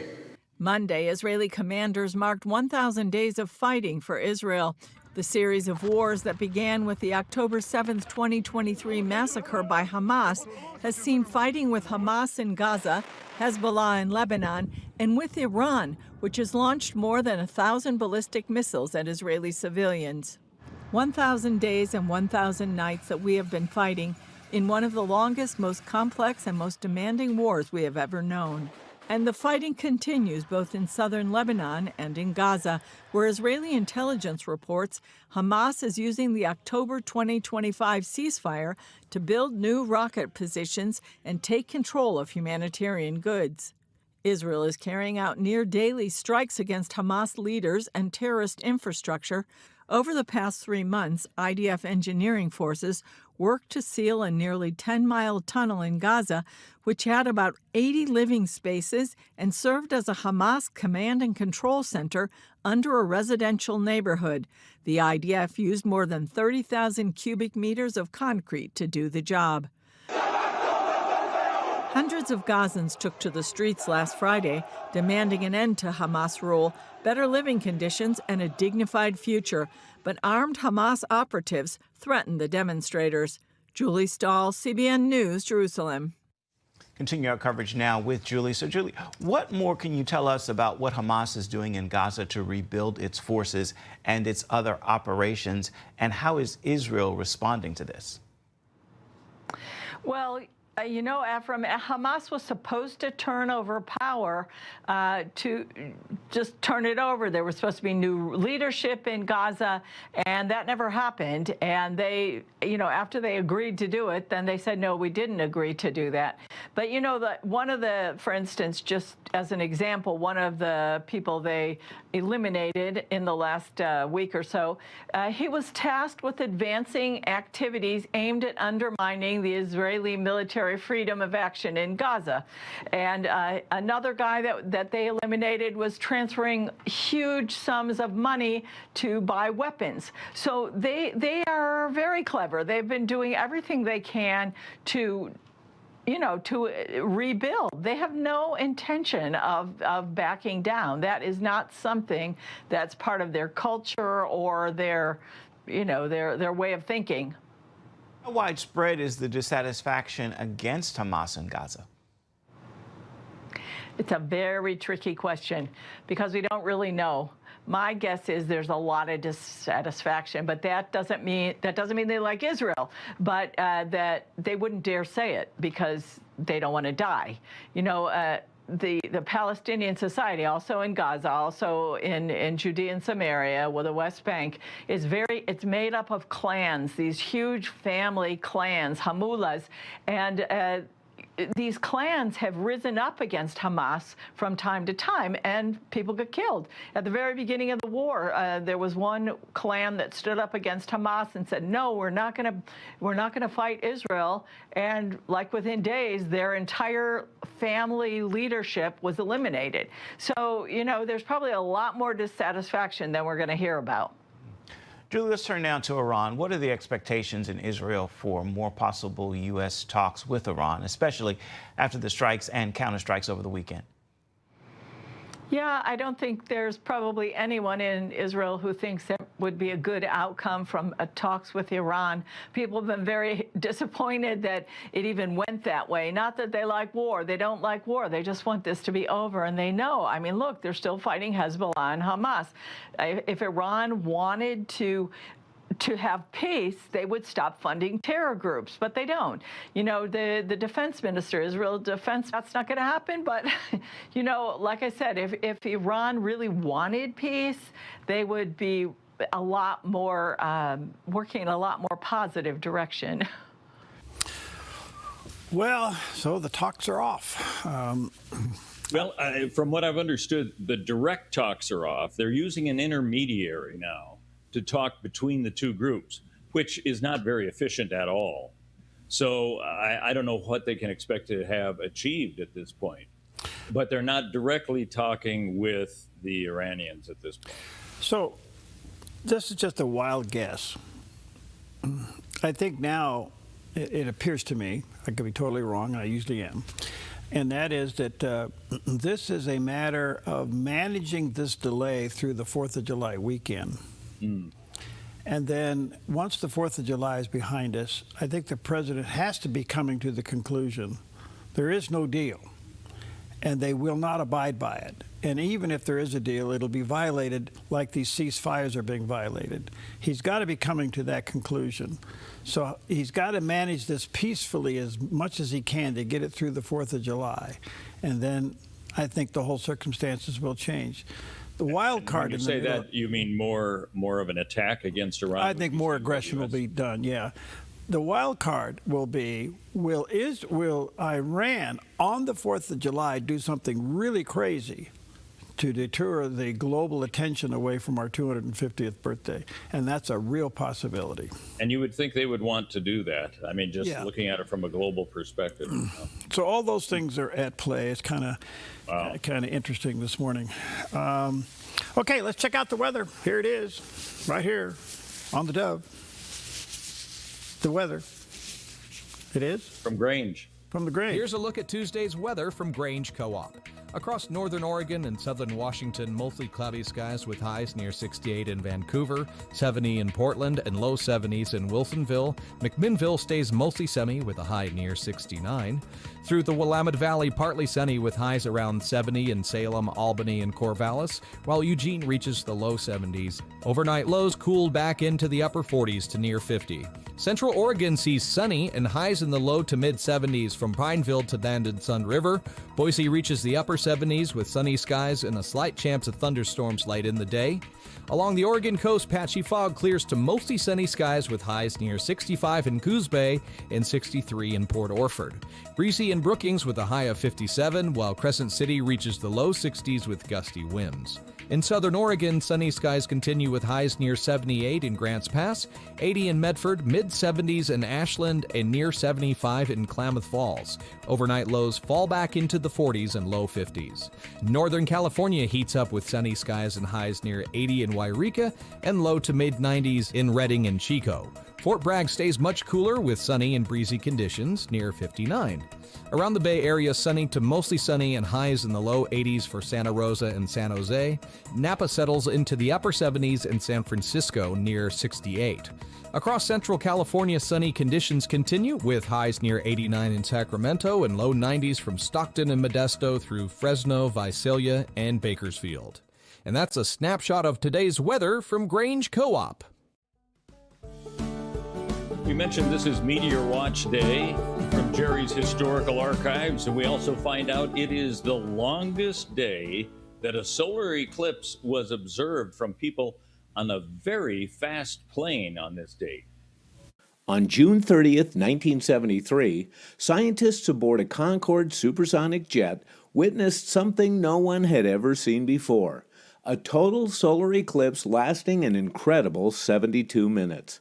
Normally, totality lasts just a few minutes, but by flying at more than 1,300 miles per hour, nearly twice the speed of sound, the Concorde was able to chase the moon's shadow across Africa, dramatically extending the eclipse. The mission required international cooperation, with several countries granting special airspace permissions so the aircraft could stay precisely aligned with the eclipse path. The payoff was enormous. Scientists collected valuable data on the sun's corona, the outer atmosphere normally hidden by the sun's bright light. The flight still holds the record for the longest continuous observation of a total solar eclipse ever achieved by humans.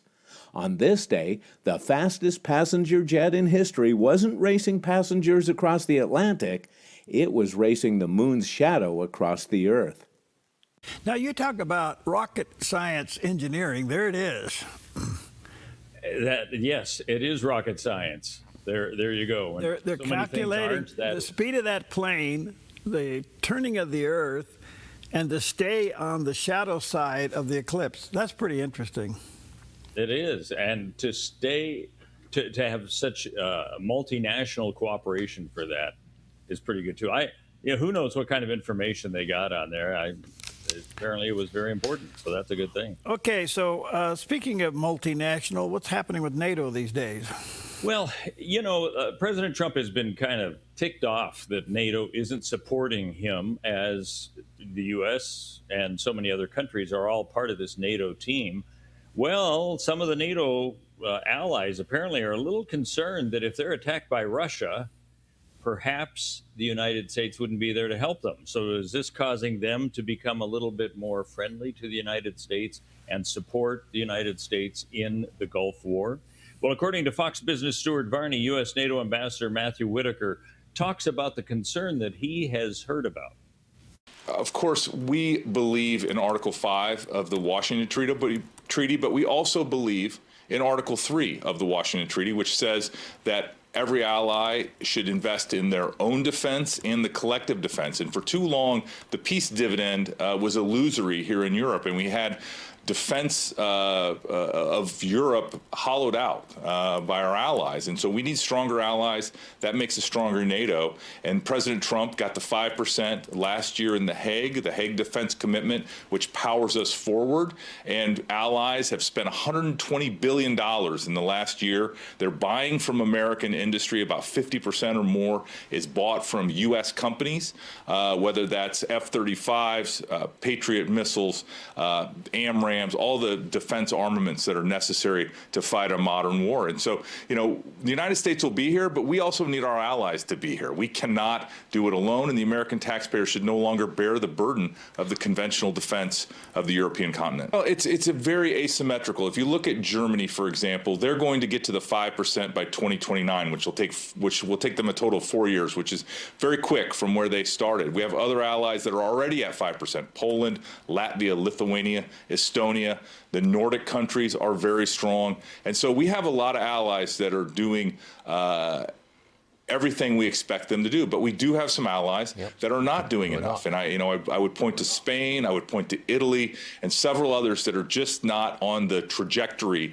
to grow their spending fast enough to address the current threats, Stuart. I mean, this is obviously a very dangerous world right now we live in, and we need allies that are strong.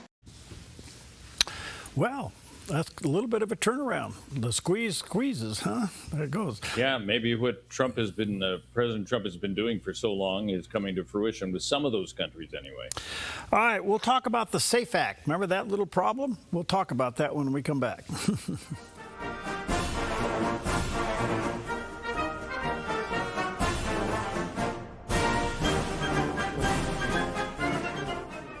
In today's world, we've become too used to hearing bad news. Why not help share a little good news instead? With custom-designed messages in both English and Spanish, manufactured right here in the USA. Wearing apparel from Good News Products is a small but mighty way to help lift the spirits of friends, family, coworkers, and more. Visit goodnewsproductsusa.com today. Use the QR code and take 15% off your first order. Good News Products, because everybody loves good news. Well, welcome to Focus Today. I'm your host, Perry Atkinson, and so timely to have back with us somebody I so appreciate and respect. Ken LaCourt's with us today, former executive with Fox News. Dr. Erwin Lutzer, he's the pastor emeritus of the Moody Church in Chicago. Dr. George Barna, director of research at the Cultural Research Center there at Arizona Christian University. Today, Dr. Jerome Corsi. He is an investigative journalist. Dr. Carson is the founder of American Cornerstone Institute. Alan Dershowitz, a lawyer, obviously, a Harvard professor of law. Jenna Ellis, she's a constitutional law attorney and served as the senior legal advisor and personal counsel to former President Donald Trump. It's been a long time. David Limbaugh is back with us. He's a lawyer, political commentator. Dr. Robert Jeffress is with us today, senior pastor there at the First Baptist Church in Dallas. I'm always honored to have evangelist Dr. Elvita King with us. Pastor Mark Little, the pastor, he's an attorney. Peter Navarro, he is a former White House official in the Trump administration. Mr. Manafort, good to see you, friend. How are you today? So where do we go from here, Dinesh? You obviously put together some very compelling evidence. Alan Parker Jr. is back with us. He's the president of the Justice Foundation. Thank you. You're a great interviewer. You really asked me the right questions. Dr. Carson, again, thank you for your time. We value it greatly. God bless you, friend. Stay in the fight. Yeah, thank you for what you're doing. For more Focus Today episodes and podcasts, go to theDove.us. Welcome back. Happy Tuesday to you. Steve and Perry with you this morning as we head down the 200. What are you going to do for the 4th of July? You know, I haven't even thought of it yet. I've been worried about the morning show on the Dove the last couple days. I don't know. Give me some ideas. What are you going to do? Are you going to have a barbecue? You know, Steve, why don't you take your cats for a walk?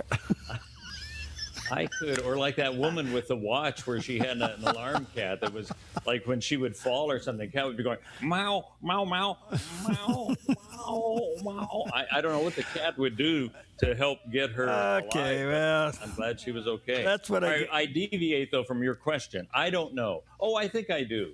I think I've got relatives here who are saying, come to our house and we'll have a barbecue or something or other. Okay. All right. You know, look, as the single guy in this family, I now, you know, with nephews to have kids and married and all this stuff, I just roll with the flow.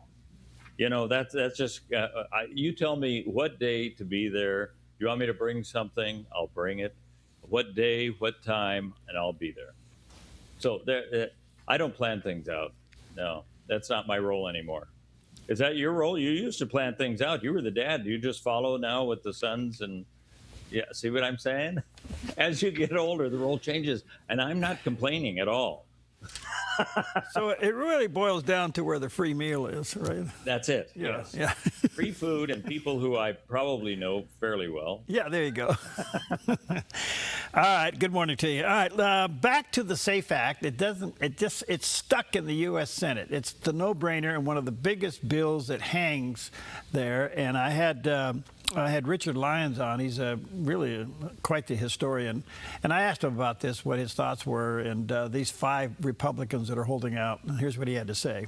The Republican Party has they've had a problem for decades. They go along to get along with the media. They go along to get along with the left. They go along to get along, and become Republican in name only. The Republican Party now, what's happened is we're losing the middle, which is like the Bush Republicans and the Clinton Democrats. We have a Republican Party that is shifting more to constitutionalism, more to the founding principles of the country.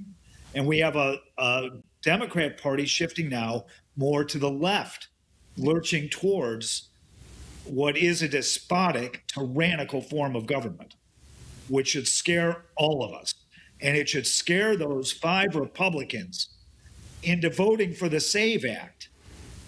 And they should make the mechanism of the SAVE Act something that costs the federal treasury money. Why? Because they can then make it part of a reconciliation act. And they should get a 3rd reconciliation act going now. They should put a funding mechanism to the SAVE Act that affects all 50 states and then pass the thing. Otherwise, we're going to have election after election, like the ones in 2020, that with all the rigging of the swing states, cost the election its integrity. I'll just put it that way. And cost Spencer Pratt. They kept counting votes, I should say, Perry, long after Election Day until Spencer Pratt lost. And in one batch of ballots, there were 23,000 for his opponent. And just get this done. Well, there you go. And just get this done. Well, there you go. It could cost. If that happens. It could cost him his re-election after the first year. I mean, re-election as the majority leader in the Senate. So we'll see what happens. All right, well, we got some great guests coming up. Again, Panthan will be back with us. He heads up the Children's Rescue Mission there in Nepal. In fact, he's in the other room ready to come in and talk to us. And we'll have Mark Tapson back with us. We'll be talking about the Middle East strategy with him. He's with the Horowitz conversation coming your way in just a moment. Great. Well, it's always wonderful to see those people. I guess you'd call them the boys and girls in blue. The police officers as well as fire people. You know, we do have those stories. They go above and beyond the call of duty, and we have one about an officer who did just that. When a school field trip was canceled because the funding disappeared, one Arizona police officer made sure the kids wouldn't miss out.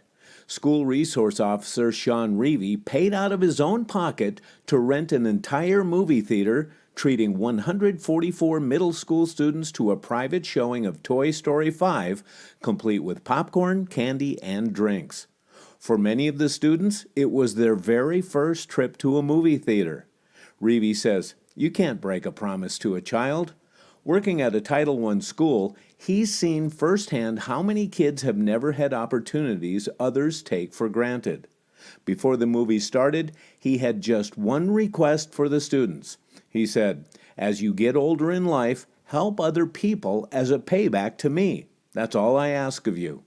One act of kindness with the hope of inspiring 144 more. Isn't that wonderful? That is terrific. And you know, the bill, think of what that would be. You're renting the theater, you're apparently paying for the popcorn and the drinks. If you've been to a theater lately, maybe you haven't post-COVID, I have. The ticket to get in is merely a fraction of what you end up paying when you're done. That had to be a big bill that he paid out there. But what a great thing. It's something those kids are not going to forget, that's for sure. Yeah, that's for sure. Well, listen, as we head down to the week here for the 4th of July, as we said earlier, I'm really quite amazed of how many people seem to already have left town or they're in vacation mode and they're not working. You just tell by the traffic, it's just not there. So, but here in the Pacific Northwest, we are experiencing extreme fire danger. In fact, in our own state, the governor has declared a fire emergency status in several counties, and right here in Jackson and Josephine County and around us, as you can see by our I don't know if we have that outdoor picture. I don't know if you guys have the outdoor picture. It'll show you just how dry it is out there, but we really have some problems. The only thing I can say is be very, very careful. We do have some no, that's the night. Dark. That's the night version. No, the other one that shows maybe off the top. That was the moon set this morning. There it is. Yes, there it is. Look how dry that is. It looks dry. But also watch for road rage. I mean, a lot of people on the highways, take it easy. You're on vacation. Yeah, slow down, take it easy. So what if you're late to work on Monday?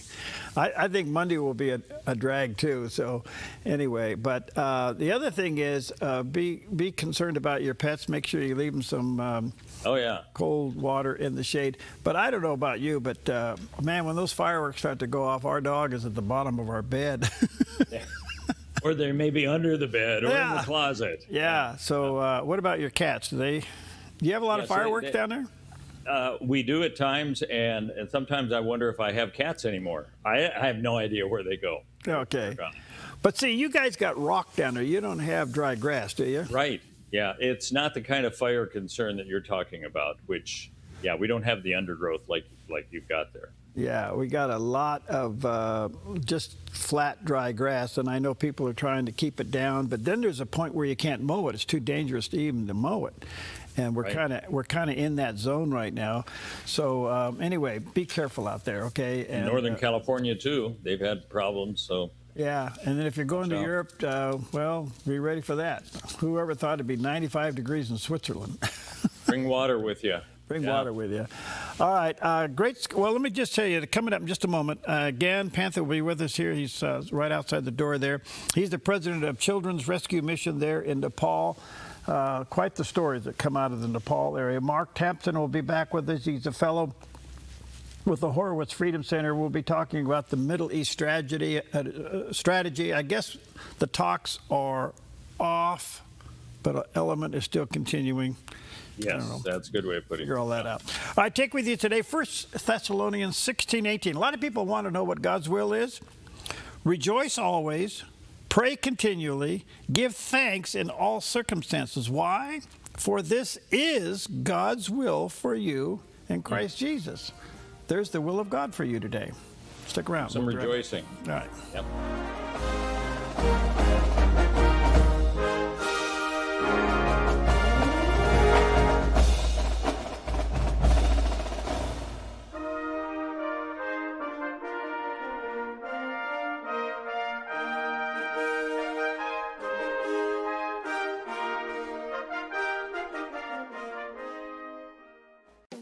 Since 1934, Grange Co-op has been more than just a store. We've been a cornerstone of our community, owned by people like you. We proudly offer top-quality farm and ranch supplies, including our own Rogue feed, as well as workwear, Western apparel, garden essentials, and pet care products. By signing up as a Grange Rewards customer, you not only enjoy exclusive benefits like special offers and 1% back on most purchases, but you also become part of something bigger, a cooperative that you own and help shape. Join Grange Rewards today.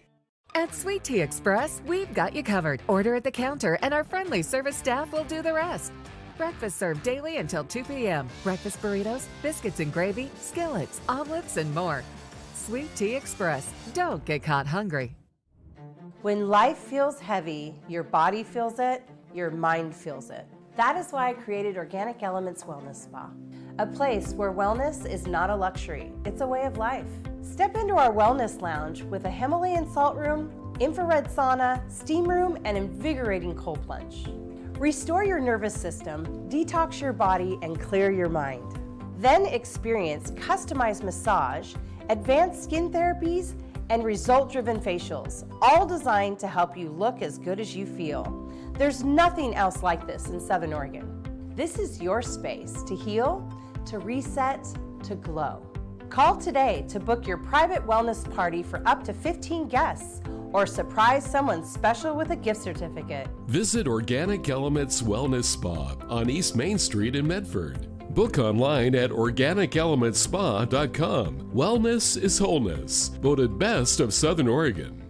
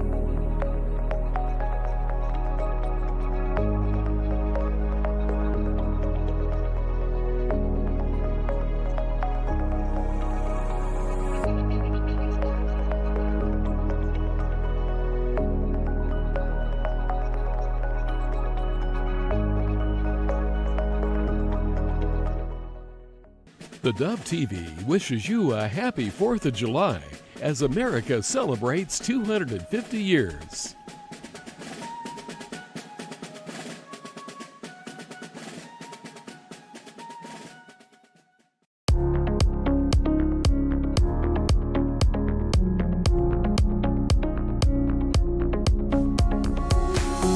Well, welcome to Focus Today. I'm your host, Perry Atkinson, and I'm delighted to have a special guest in studio. Certainly no stranger, but we see him, once a year? That's right. That's right, sir. All right, Dan Pantha is with us today. He's the president and the founder of the Children's Rescue Mission, primarily works in Nepal, and his passion for children over there is absolutely amazing. So good to see you again. Good to see you. Thank you so much, sir. Yeah, and you're traveling the West Coast. You're coming down. Yeah. You stop by, you see us, you're heading down. You know, people may not know, again, but what drew you to do this? What drew you to take on the children there in Nepal? Well, Brother Perry, in Nepal, the horror of human trafficking, due to extreme poverty, is unfathomable. Yeah. So we want to address that need. Of course, we are a gospel-focused ministry. We're a children's rescue mission. Our gospel is center and forefront of the mission. We want to rescue children, as many children possibly we could do. How bad is Nepal lately? I mean, that's a big question, I realize that, but we're hearing different stories out of there that they're really clamping down on things. What's going on? Yeah, but interestingly, last year in September, I was actually in Japan that time. September 9 and 10 last year, they had a popular uprising, revolution, I should say. The government has now changed. They had an interim government. 4 months ago, they had an election. Actually, not bad. 35 years old engineer, a rapper became prime minister. He's an engineer. He became a rapper. Now he's prime minister of Nepal. The government is progressing. Very good government. So it's improving. Yeah, very much improved. But we are not so sure about the work for the Christian work because of the. I know you're probably meaning our Christian persecution in Nepal. Yeah. We are not so sure how this is going to go. There's a lot of difficulties because of Christian persecution in the villages. But the government is moving in the right direction. All right. So you're not only rescuing children, but you're feeding and clothing. You're doing the full ministry work there. Let's talk quickly on how do you go about rescuing children? How do you do that? So we have a network of 180 churches all across Nepal. And of course, because of the gospel work, through these local churches, the pastors would bring these children to us. Oh. I would give an example. You'd love to hear this story. You could also find this on the website. Her name is Sarita. She was an abandoned girl. We brought her to our care. She was in the foster family care. She got educated, and she wanted to go to Bible school. And we were delighted to send her to Bible school. She's graduated, and now she's working with the mission. We have hundreds of those success stories.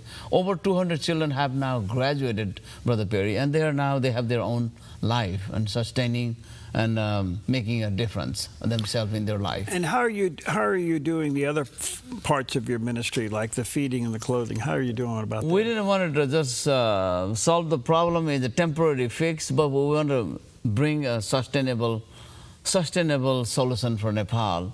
What does this look like? Bringing help for the families. For example, the young girl who is desperately needing help, we go and help their families. Bringing some support, like giving them a cow, water buffalo, goat, chicken, you could give. In fact, the Dove family, the Dove television family, after you have interacted with us many times, they has been made a great impact. How? Because they have known about the missions work. That's how we want to bring help and support. Let me just say to our viewers and listeners, childrenrescuemission.org is the website. There's the picture of the landing page, childrenrescuemission.org. So how do people support you, and how do you get the resources there? Well, we have a ministry based in Nepal. We have 11 support staff. We have based in Kathmandu.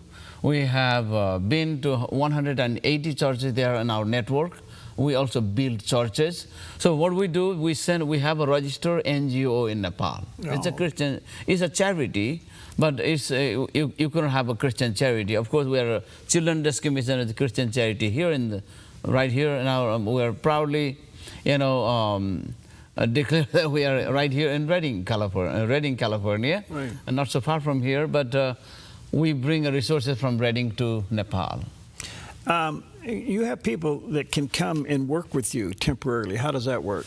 Yeah, we had, in fact, Brother Perry, I don't get to come, and I don't have the luxury of being here like this, but I was just in Nepal a month ago. We had a month-long trip. April and May, I was in Nepal.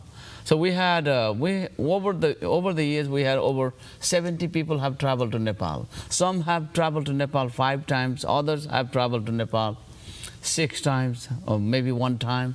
Over 70 people have traveled to Nepal. Someday, it will be our dream come true if you could come there, Brother Perry. And you have done so much big work for the sake of the gospel. And yeah, that's how we bring folks there in Nepal. And they see the work, and they come back and support the mission. That is the founding of the ministry. That's how they support. How did the churches get involved? I mean, so if you rescue somebody, did the churches step in and help you with that? Yeah, local churches in Nepal, they are hands and feet on the ground. We have, if I may summarize, over 200 children have graduated. Currently, we have 370 children are receiving support. And the local churches, the pastors, we have 60 pastors around those churches. 60 pastors are the hands and feet of the missions work. They go and help, they pray for the children. Many of the children, they are Hindu families. We pray for them, and they become the believer. Our hope and prayer is many more children will come to the faith. What's your biggest need now? What are you working on? We have been helping a lot of families to bring a relief to them from the landslide, from the natural disaster in Nepal, and also we want to build churches in Nepal. It's great to see some people writing a check, and also folks coming to and helping in Nepal. And they could also a smaller help like a garage sale. We do. You were asking about a garage sale earlier. We do a garage sale has become a moment of bringing people together. How so many people bring their trucks, bringing items and supplies from people, and then we don't have any price, and we raise money from that. Anything you could do to get involved, raising money themselves, and also being in Nepal as well. That's a great big help. Are you able to buy supplies there, or do you have to have them shipped in, or what? We do. We don't send any shipment to Nepal because of get hijacked? A lot of theft, and you have the corruption you have to deal with. If you are lucky enough to get your items, and then you'll have to bribe them if the items is good. So that's why shipping is not a good idea. We buy in Nepal. And then buying Nepal in Nepal also has been a tremendous help for the local economy. We buy a lot of supplies for the, you can imagine 370 children will get their school supplies, clothing, backpack, you name it, stationery, we buy all in Nepal. That helps the Nepal's economy. Is food readily available? Food is very scarce in Nepal. The hunger relief that we had been working on hunger relief, we have a program called Inner City Meals Program for the slum area children. Our guests, they would love to come and interact with the kids and sharing the messages to the children, sharing gospel messages to the kids.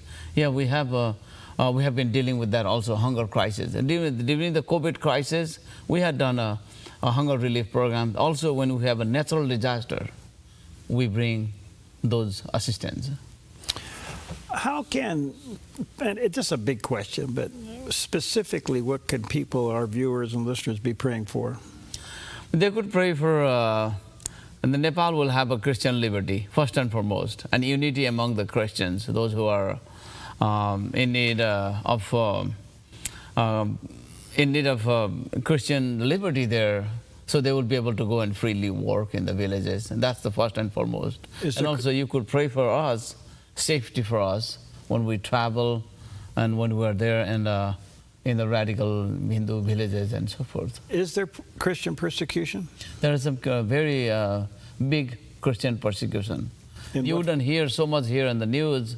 Of course, that's in the mountain and the villages. Who write about us? Who write about the persecution? They don't, because those are the people persecuting. But we are not against the government. I'm going to declare from the platform here also, as always we do. We are not against the government or any system, but we hope and pray that Nepal will be liberated someday, so we will be able to freely share the gospel. I don't think we understand that. Yes. You know. So what are your projects ahead of you right now? We just finished our 40th church building. The Lord had allowed us to build a 40 church building ourselves, and I was able to dedicate that church building. We have projects, church building projects, and we have supporting for the family sustaining project, RIGO family we call, revolving income generating opportunities. We call RIGO program, helping families. Those are the needs. We help the children, we help the families to get sustain themselves there in the villages. Those are the need that they could, most importantly, pray for us. One other quick question before I run out of time, and that is, how would you describe the medical conditions or the medical facilities or availability? They don't have such like that. It would be probably a big project to undertake. Perhaps I hope to have a medical mission trip someday, announcing here, and maybe the doctors are hearing this message, like the Doctors Without Borders or something like that. But bringing the medical assistant, I want to share with you, Brother Perry, some of the kids that we are helping, years that we have been helping, they don't have a medical care, appropriate medical care. That will be a dream come true project someday. When we have resources, when we have people I can bring from here, even 370 children we have currently we have been supporting. We hope to have them, checked. Right. The medical attention. That will be a great project. You just don't have it. We just don't have it. Yes. That's hard to process. That is true, sir. Well, let me say to our viewers and listeners, you can learn more about this by going to the childrensrescuemission.org. As you know, Gan's been through here for the last several years giving us this update. You can get a hold of him there if you'd like to visit Nepal, but I mean, kind of like a missionary work visit, right? That's correct. That's kind of what you do with that. And so you can check that out, childrensrescuemission.org. Any last minute thing you want us to know?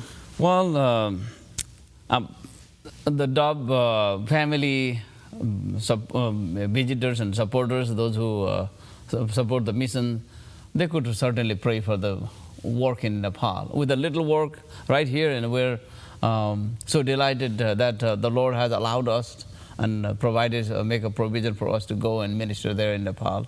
They could join hands in prayers and supporting whatever way they could help. even some folks in Reading, your program is very popular there, Brother Perry. I want you to know that. Yeah. Yeah, we have a station down there. Yeah. That's good. Well, thank you. Good to see you again. Thank you so much, Brother Perry, for having us. Yeah, let us know when you're coming back through again. You were in Salem, you're here, you're going down to Reading. And then when are you going back to Nepal? We are going to go to Nepal in October. It will be a month and a half long trip. We have a group of friends, supporters, those who are coming, engineers, and friends coming. All right, thanks. Again, childrensrescuemission.org is the website, childrensmission.org. You can click on that and check it all out. And the Lord. And they could also call my number, which is 530-941-8588, right here in Reading. And that's right there in Reading. Yeah. All right, good to see you. Thanks. We'll take a quick break. We'll be right back.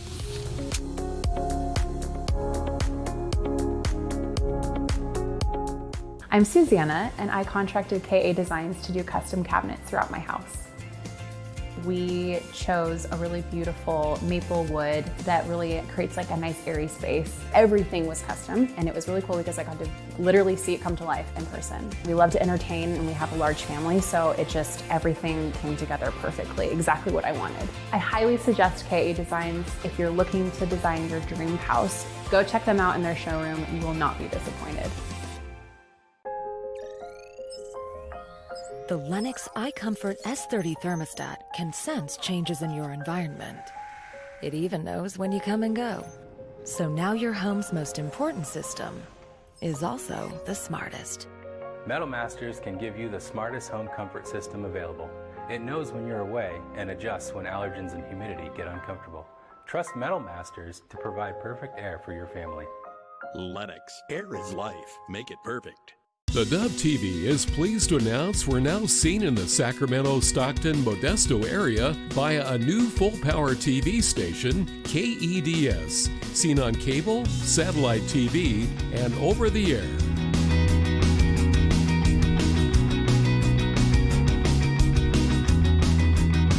The Dove TV, encouraging and informative for the Sacramento, Stockton, Modesto area on new full-power KEDS TV.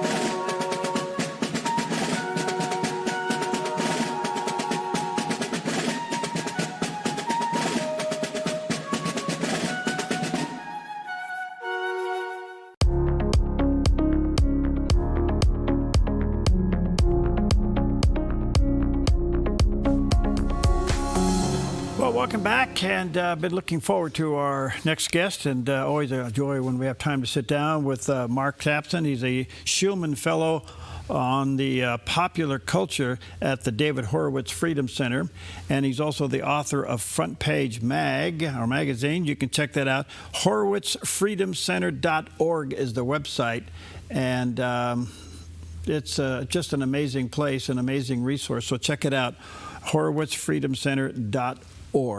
Mark, good to see you again. How are you, friend? Very great to see you. It's always a pleasure and an honor. Yeah, well, thank you so much. Okay. Do we have a deal? Will we ever have a deal with the Middle East in Iran? Well, we may have a deal, but it's not going to be a deal that is beneficial to the West in the long run. So, we can try to make deals with our Islamic existential enemies. That's not going to bring them closer to a partnership with the West. They're going to exploit our ignorance about, and our willful blindness sometimes about Islam and about the agenda of some of these Islamic supremacist entities like the mullahs in Iran or President Erdogan of Turkey. They're going to exploit that ignorance to their benefit in the long run. Are they doing it to us now? Yes. Here's my issue with President Trump. And Trump, let me preface this by saying that President Trump is always underestimated. People always underestimate him, myself included, and he always has a surprise. And so I hope that that's the case in this instance. But here's my issue with President Trump. I think he views himself as the ultimate deal maker. And he seems to view, I think, every interaction with our enemies through that lens. I think he thinks all parties to a conflict are essentially rational actors who can be just brought to the table to hammer out a self-interested deal that will satisfy everybody and strengthen bonds between the partners, even between antagonists. And I don't think Trump understands ideological fervor or ideological hatred. I wrote an article about this forthcoming sale of F-35 fighter jets to Turkey, in which I referred to the Batman movie, The Dark Knight, because in that movie, Batman's butler Alfred says something which is actually very wise, and that is that some people simply cannot be bought or reasoned with or negotiated with. They just want to watch the world burn. And to paraphrase that a little bit, I think our Islamic enemies would like to watch the West burn. And so Erdogan in Turkey, like the mullahs in Iran or Hamas or Qatar or Qatar, as some people say, they're not our friends, and they will not be seduced by a profitable deal into becoming a partner with America and the Western world. So it's been said that President Trump is a pragmatist. I get that, but does that work when dealing with somebody whose ideological baseline just doesn't allow anything but their own ends? I mean, the goal for their own ends. Yeah, I mean, does that make sense? Yeah, I think being a pragmatist is good as far as it goes, but ultimately you're going to come up against this brick wall of ideological fervor, as I put it before. You're going to come up against that with enemies who absolutely just hate the West, and they want to conquer the West. They want to defeat the West and destroy us. And so it's great to be a pragmatist, but I think that pragmatism has to include a pragmatic understanding of your enemy's real agenda. Mm-hmm. And I think it has to include an understanding that, as I mentioned before, they might appear to be willing to make a deal with you, but that's only because they're in a position of weakness and they have to make a deal. But they will ultimately exploit that deal and exploit our apparent partnership in this deal toward their ends in the long run. And that's where that's what pragmatism needs to be aware of. We can't just say, we can bring everybody to the table. Everybody just wants the same thing. Ultimately, we all want to profit. Some people don't simply want to profit. They want to destroy their enemies, and that pragmatism has to include that perspective. Okay, Mark, let me throw another, I guess, possibility out there. The president is trying every diplomatic means possible to make a deal. It's just not coming together. He's got to know, in my thinking, he's got to know exactly what you're telling us, that this isn't going to really stick. Somewhere down the line, this is going to get violated. But now he's trapped in a calendar. Calendar mark number 1 is this Saturday, the 4th of July, 250th birthday of the United States. He's got to get past this in a peaceful manner. And yet that provides a beautiful opportunity, so to speak, for the enemy to do something crazy. And then the other thing that he's trapped in is the midterm elections. Is it possible, hypothetical, I guess, but is it possible? He understands all of this. Now he's managing time as much as he's managing anything else, knowing that sooner or later he's going to have to militarily go in and finish the job. Well, certainly diplomacy and politics are involved here. And I think, all politicians have to play that game to their advantage as best they can. And I know that he's juggling a lot of concerns, and he's also juggling the fact that war is highly unpopular with the American public right now, including with a lot of his MAGA base.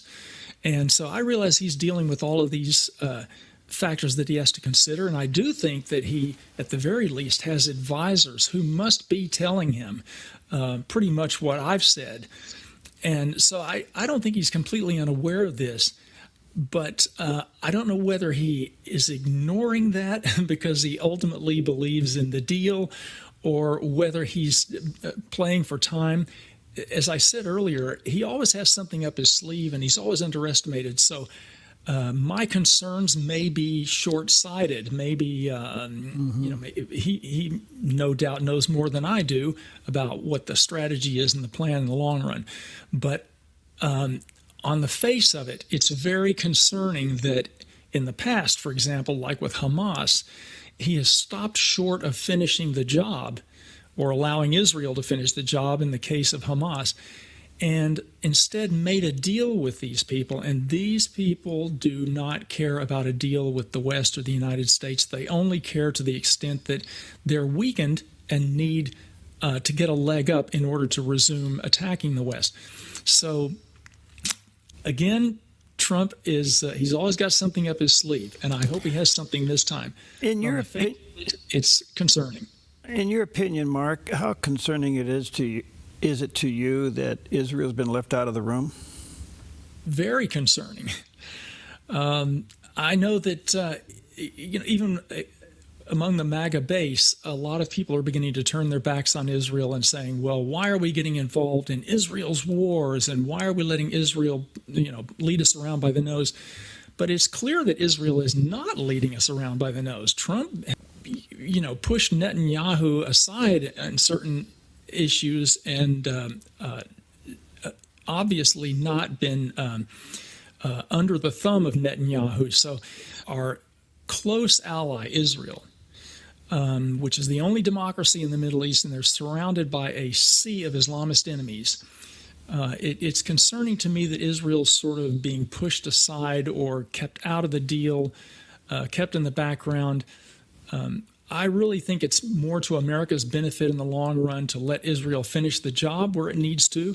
It will make the Middle East a more stable place in the long run. And I'm not advocating for war. I think war should be, only as a last resort. But sometimes war is necessary. Sometimes war is righteous. And I think when you're dealing with enemies who are hell-bent, quite literally, on destroying you and your civilization, you've got to come to terms with that and begin to accept the possibility of war, which, if you play it out the way you're supposed to, it can be short and efficient. It doesn't have to turn into a forever war like people complain we've been involved in for the last 20 years. Okay, so you have any idea what the president meant by saying we should let Syria go in and manage Hezbollah? No, I don't know. Well, I don't understand his thinking there. I'm a little bit hardcore about these things. I believe that Hezbollah needs to be eradicated to the last man, just as I felt that Hamas needed to be eradicated to the last man, and the mullahs in Iran and the IRGC, the Revolutionary Guard in Iran. I think we need to pursue those enemies until they are absolutely crushed, and then and only then demand unconditional surrender, not make a deal. I'm not a fan of a hands-off approach to Hezbollah, which is a terrorist entity that has killed thousands of Americans over the last, since the revolution, the Iranian Revolution in 1979. I think we've got to. I think it would be in our best interest to let Israel finish the job where both Hamas were concerned and Hezbollah. You have any idea why the president doesn't allow that? He may be. It may be a matter of diplomacy and politics, and he may be trying to, as I said earlier, juggle a lot of different concerns about upcoming elections and his popularity with the MAGA base. He may be juggling all that, and I realize that's a complicated situation for him, and that there are a lot of factors to deal with. So I know it's not a simple answer, but in the long run, we have existential enemies in the Middle East that cannot simply be appeased through a deal or any kind of a partnership. They can't be placated. They can't be made to like us because we're tolerant. And I think that's the position that we have to start all of our decision making from. Yeah, I want to say this carefully, but I was shocked and disappointed that he allowed Vice President Vance to scold Israel publicly. I just didn't understand that one at all. Yeah, I think that's a mistake. And, Trump he's kind of a loose cannon. I mean, he's unpredictable.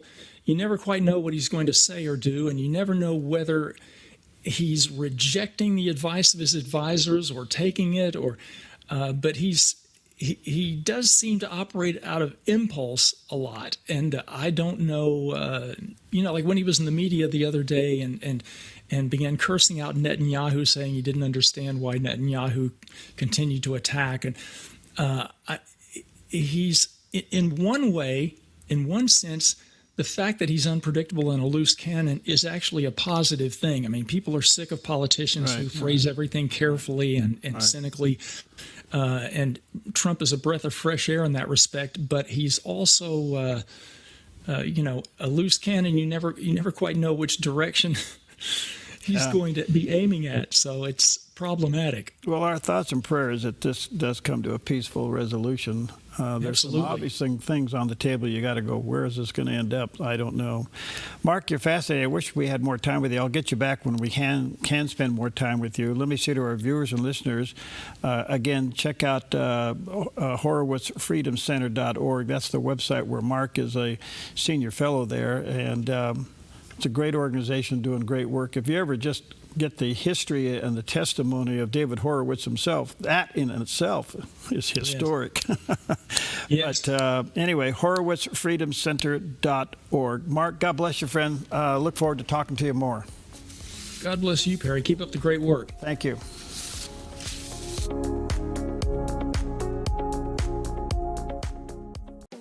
Since 1934, Grange Co-op has been more than just a store. We've been a cornerstone of our community, owned by people like you. We proudly offer top-quality farm and ranch supplies, including our own Rogue feed, as well as workwear, Western apparel, garden essentials, and pet care products. By signing up as a Grange Rewards customer, you not only enjoy exclusive benefits like special offers and 1% back on most purchases, but you also become part of something bigger, a cooperative that you own and help shape. Join Grange Rewards today. Put your gold in an envelope, mail it. Hopefully you get a check. No. Father and son jewelry, bring your gold in, we weigh it, we check it, we make you the offer. Or turn your something old into something new. Whether it's an idea, a picture, or a piece you want to duplicate, we can melt it down and make it for you. If you find your perfect piece in store, trade your something old for something new, and you always get a little extra. Visit Father and Son Jewelry, 5 generations of family in Medford. Buying or selling a home can be stressful. It's one of the biggest decisions you'll make in your lifetime. That's why it's important to work with someone you trust, someone who has the right experience and knowledge of the market. Hi, we're Patrick and Paulina Leiser with Leiser Real Estate Group. And whether you're looking to buy or sell a home, our mission is to take the stress out of the transaction and make it as seamless and rewarding as possible. Contact us today. We look forward to working with you. The Dove TV is pleased to announce we're now seen in the San Francisco, Oakland, San Jose area via a new full-power TV station, KEDB, seen on cable, satellite TV, and over the air.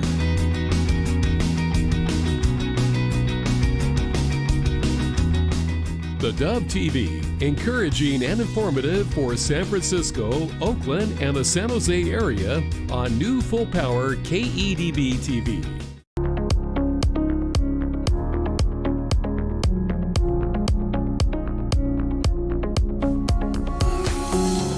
Well, welcome back. One of the topics that we talk about a lot here, and we've done quite a few discussions on, is higher education. Where is it going?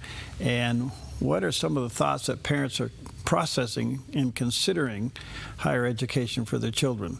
Well, very timely for us to have with us today Dr. Gary Lovejoy is a psychologist, a college professor, speaker, and the author of several books, and his latest one titled Students in the Lion's Den. You may want to check that out, Students in the Lion's Den. And he does have a website, heartswithpromise.com. And there is the picture of that landing page, heartswithpromise.com. And then, of course, the book, Students in the Lion's Den. So, Dr. Lovejoy, good to see you, friend. How are you? Nice to see you. I appreciate you inviting me onto your program. Well, thank you. Thanks for your time. We value it greatly. This is a big deal. Your book's titled Students in the Lion's Den. Maybe you can explain the title quickly for us. Well, of course, I was taking that from Daniel, Book of Daniel, the Lion's Den. And one of the reasons the name is so poignant is because when students, many anyway, Christian students head onto the campus of colleges and universities around the country, they're not often prepared for what they're about to hear. Many of them are subjected to what I would best describe as indoctrination. I was, as a professor on a secular campus, but a Christian, and so many people knew who I was. And I had students come to my office often, having emerged from a class in philosophy, for example. We had, in fact, a professor there that he was basically a Marxist and an atheist, and he took particular delight in slicing and dicing Christian students in his classes. And he would ask them questions, and he would have them speechless. They didn't know what to say or how to respond. And they would come to my office, and some of them were crying, feeling like I really failed the test. I didn't know what to say. I had no answers. And also some of them felt like they were angry. They were livid because they had been embarrassed and humiliated in front of their peers. But all of them had one thing in common, and all of them beginning to question what do they believe. Is what they believe. The professor, he's got his PhD, he knows everything, and so forth, etc. And he has all the answers, and I don't have any. And so maybe my faith is based on a myth, and they're beginning to question because they weren't prepared for that kind of attack.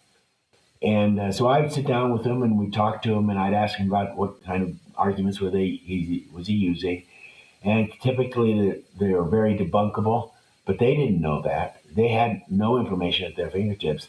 They were very ill prepared. Many of them don't read the Bible. They may read, except on Sundays when they take their Bibles to church. They rarely spend any time in prayer or Bible study, so they're unprepared. And the Bible isn't just sometimes they feel like, well, I know what it takes to be saved, so therefore I know enough. But that isn't enough, not on the college campus. They want specifics, they want detail. They have very specific arguments, most of which are very superficial from a theological point of view particularly, but they don't know that. And so they get hit with all sorts of theories and theorems that they are unable to answer or even address, and consequently they begin questioning their own faith as a result. And so, in fact, one time, I not terribly long ago, I was invited to speak at a Christian conference. It was a church retreat, basically, and at the end, they came to me and asked me, "Could you speak to a group of parents? We have a group of parents in our church here that their kids or their sons or daughters, sometimes both, and went to college, and during their college years they lost their faith. They're no longer Christians, and we know have some of them are on even speaking terms with them. Some of them were just simply that was an area you should go into, but they were all heartbroken. And so he said, "Could you speak to them?" And I said, "Sure, that'd be fine." And I envisioned to be about maybe 8, 10, maybe a dozen parents around a round table. We could just talk about the situation, what they can do differently, and so on. Well, I walked into the room, and the place was packed. It was a large classroom, held about 80, 90 people, and the place was packed. It was standing room only, and all these people, all of them were parents who had lost either a son or a daughter or both to Marxist thinking, and they were not. They were simply unprepared, and there are so many things that we can do that can prepare a student so that when they encounter those things, they're not taken by surprise. Because the indoctrination on the campus is very clear. It's including both in the campus, in the classroom where the professors hold forth, and they often cover topics that are unrelated to their specific subject matter. Excuse me. And excuse me. I have a little bit of a settling of cold in my throat for some reason. But at any rate, and so they come back and they are devastated, and it's devastating because they thought they knew all the answers and they knew very few. There's so much here. Let me just ask a couple of quick questions. So the system is kind of set up that the student is going to fail unless they lie what they believe to pass the class. Well, in some cases that can be true. However, you perhaps have read about 6 months ago, a young woman, a student at Oklahoma State University, and her professor gave an assignment, and it was an assignment something about what you believe, and he gave certain parameters, and she made sure that she covered all the parameters that were required to be in this paper. And she wrote a very excellent paper, but she gave her own testimony in that about her belief in Christ and so forth. And she got her paper back, and it was an F. She flunked it. And she said, she went to him and said, "Why? Why is this an F?" She had written a very good paper. She was a very good student, by the way. She was a straight A student. She wasn't someone who's just barely making it through college. And he said, "You didn't follow the rules." And she said, and she pulled out all the parameters that he had listed, and she was right on every one of them. But he refused to budge.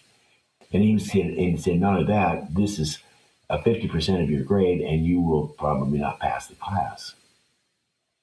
And so she went to the administration and filed a formal complaint that this is discrimination, religious discrimination, and she won. And the professor was dismissed. And so student activism can be effective, but most students are so timid in that regard that they are reluctant to push it that maybe they'll be drummed out of the college, and they don't want that. So they, and sometimes they've been even threatened with that, that if you push this, then we're going to. Let me come back to the core problem. And you're using the word the students are going into these colleges and they're not prepared. I've had Dr. George Barna on quite a bit, and we've talked about this. And it may have stemmed when there was a turn back in, I'm going to say, somewhere in the 70s and the 80s, where churches start doing away with Sunday school. In other words, we're not making disciples. We turned Sunday school away, and we went to Sunday morning, Sunday night, and a Bible study on Wednesday, and called that, discipleship. Do you think that's an issue? Do you think that's part of the factor that we're just not developing disciples that can handle college? Absolutely, I believe that. In fact, that's one of the things that I have talked about incessantly. In fact, actually, once they reach their junior and senior year in high school, in fact, long before that probably, but at least by then. They shouldn't be, the Sunday school, if there was a Sunday school, oftentimes it's taught by one of the pastors, and it's like a mini church. They give a message, and then afterwards they have a little bit of time of socialization, and they go home. Well, what they really need is not just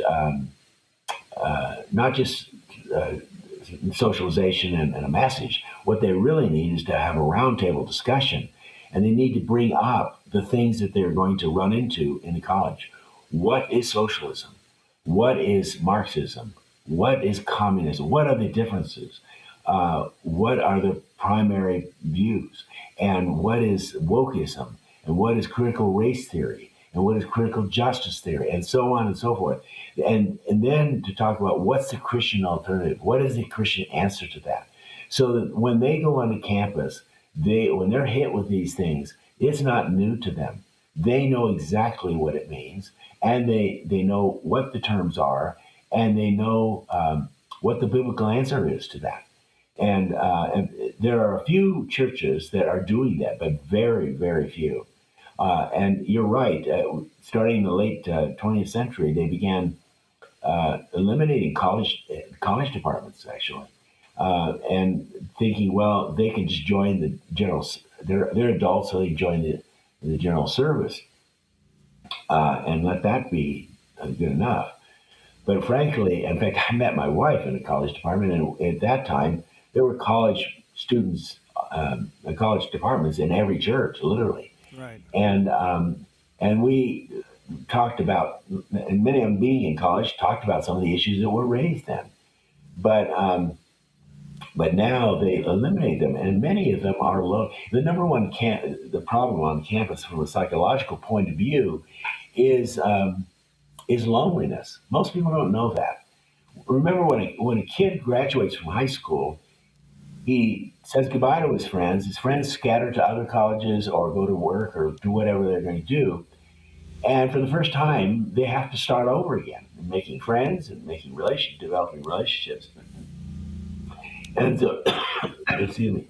And so when they get there, they are highly motivated to blend in as fast as possible and to conform. And that conformity can be a dangerous thing in the sense that they want to please their professors as well as fellow students. And if they are buying into the woke ideology and into Marxist ideology, they're likely to be swept up into that. Yeah. And so they need to have, many times Christian college students come home for a break, like Christmas or whatever, and there's no place to go. They have no one to meet. The others have gone, and they may see some back at church, but they look for. I had one family who had two teenage daughters that were in college, and they would come home and they'd complain to their parents that we have no place to fellowship, and they took matters in their own hand. They created a group called Third Thursday, and they just opened their home to college students to come together and fellowship and discuss the word and so forth. Good. And without any advertising, no advertising whatever, just word of mouth alone, they packed that house with 40, 45, 50 people. Yeah, wonderful. Were hanging from the rafters. That shows you the need. Wonderful. All right, let me take a quick break here. Let me share to our viewers and listeners, check out Dr. Lovejoy's book called Students in the Lion's Den, and check out his website, heartswithapromise.com. And there's a picture of that landing page. Dr. Lovejoy, where can they get the book? Well, if you go to the website, it'll take you directly to either Amazon. You can hit a button and it'll go directly to Amazon or to Barnes & Noble, and you can purchase it there. All right, heartswithapromise.com is the website. We'll take a quick break. We'll be right back. At Sweet Tea Express, we've got you covered. Order at the counter and our friendly service staff will do the rest. Burgers, salads, sandwiches, barbecue platters, sides, and more. Smoked, grilled, and served to perfection. Sweet Tea Express. Breakfast, burgers, and barbecue.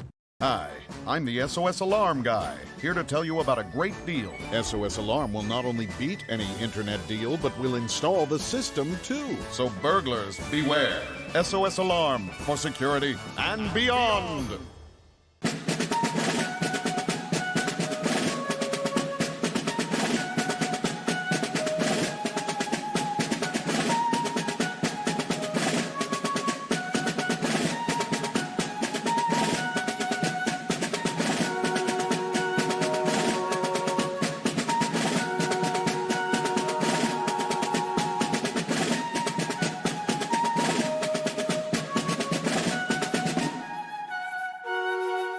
in a time when our culture faces unprecedented challenges. I want to talk about the role of a Christian even in a hostile culture.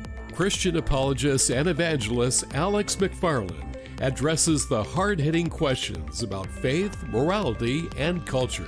People are hungry for truth, and we've got to rise to the challenge of our assignment as the church. Know your faith better to be equipped to defend it in a world searching for answers. But when you put the face of like an earthly man on God, then you're never going to understand who God is. God takes pleasure in you, and the very sight of you is joy and blessing. Alex McFarland, inspiring believers through apologetics to boldly stand for truth in a critical time. Catch him Tuesday, Saturday, and Sunday on theDove TV, encouraging and informative.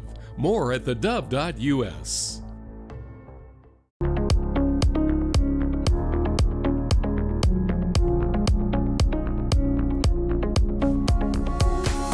All right, welcome back, and an honor to have with us today Dr. Gary Lovejoy. He's a psychologist as well as a college professor, speaker, and the author of several books, but his latest one, probably a must-read and get it early as you are making decisions concerning higher education for your students. It's entitled Students in the Lion's Den. There's a picture of the cover of the book on the screen. Students in the Lion's Den by Dr. Gary Lovejoy. You can get it through his website, which is heartswithpromise.com, and there's a picture of that landing page. You can click on that and it'll take you right on through to Amazon. Anyway, heartswithpromise.com. Dr. Lovejoy, I hope I can ask this question with the right feeling and understanding here. Are you concerned that as parents are looking for where to send their kids for higher education, and they're even considering Christian colleges, that some, not all, Christian colleges now have been diluted from the absolutes of Christianity? Are you concerned about that? I'm very concerned about that. Some of the flagship colleges that have always been a strong, stalwart witness of the scriptures and so forth are no longer so. My daughter attended Seattle Pacific University in Washington, and it was a Christian college at the time. But and she benefited from that. But while she was there, it was slowly beginning to change, and now she can hardly recognize it. And they allowed secular and actually Marxist professors to come in and taught woke ideology and so forth, and they allowed them to get their nose under the tent, so to speak. And now they've acquired enough power that they said they would all quit in mass if they were to change the curriculum. So the board was hogtied. They should have taken action anyway, but unfortunately it is changing, and many, even seminaries are being affected by woke ideology and critical race theory. I think that was a major issue in the Southwestern, Southern Baptist denomination. And so it's everywhere. But I really honestly believe that not only should the church be instructing students, as we were talking about earlier, but I also believe it should start in the home. I think parents need to address these issues. They see them on television. They see what's going on. They understand it, but they need to engage their kids about it. And many of them don't, because they feel like they don't know enough about Scripture to be able to counter it, or they're afraid their kids will ask them questions they can't answer, and then they'll look foolish. But I often tell them that if you don't know an answer, tell them you don't know. They like honesty. One of the things that college students hate more than anything else is hypocrisy, where you try to present yourself in a way that is not really honest. For example, you think you know all the things, you're the shell answer man, and you're not. And you try to answer, and you're not answering adequately, and they know that. And so it's better to say, I don't know the answer to that, but let me go do some research, and I'll come back and we'll talk about it. And so that's a perfect out at any juncture they feel stuck. And then they can come back and they say, well, this is what I've really learned, and talk about it. And they discuss it, so that when So when the student goes off to college, he's already been used to having conversations with his parents, conversations and roundtable discussions in his church. He's really prepared. But you see, none of this goes on. Most parents are reluctant to do that, and most churches are reluctant to change their curriculum in a way that we were talking about earlier. Okay. So the problem is they're like sheep going to the slaughter. And I hate to see that, because as a professor, I taught for over 30 years, and I hate to see that happen. And I'm on a secular campus, and so they come to me. But what if I wasn't there? What would they do? Yeah. And so I'm concerned about that, and I think that they need to know the basic arguments, not only from Scripture, but they also need to know the basic arguments from the Marxist point of view, or otherwise they're speaking in ignorance, and they will be caught short on that. They will make sure that their ignorance is exposed. That's what they do the most. Recently, colleges have been challenged on their DEI policy, and it was attached to funding. And some funding did stop because they wouldn't give up DEI. Has that had an impact? Oh yeah. Well, because in DEI, basically, you're throwing meritocracy out the door, and you're hiring at the college level as well as anywhere else. You're hiring people, some of whom are really not qualified, even from an academic point of view. To be honest with you, I don't think some of them know their own fields well enough.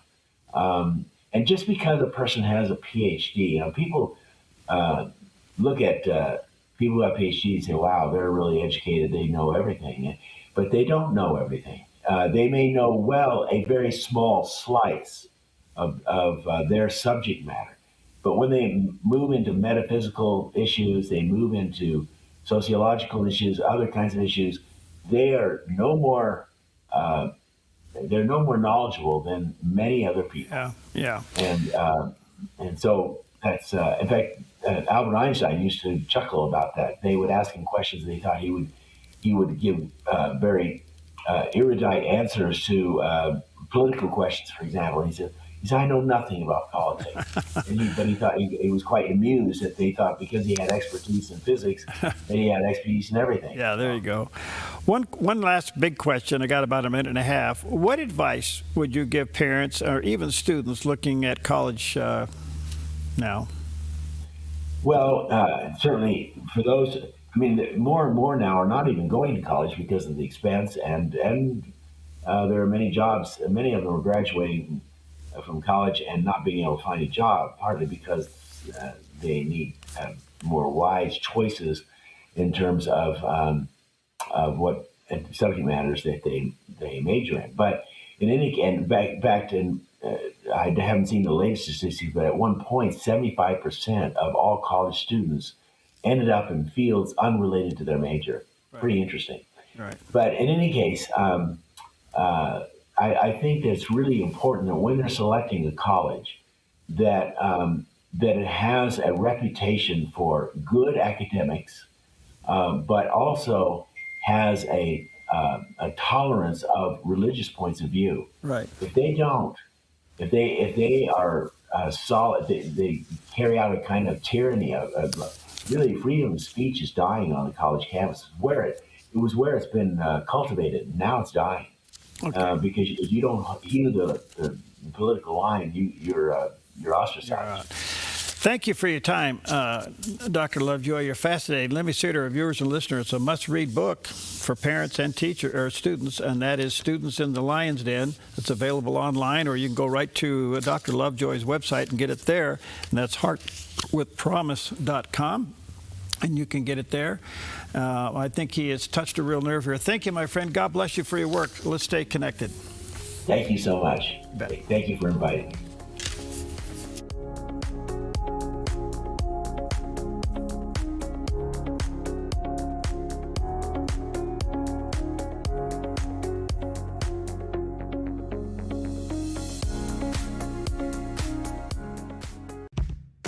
your property demands equipment with more reliability, durability, and versatility built in, Kubota equipment is ready to get the job done right.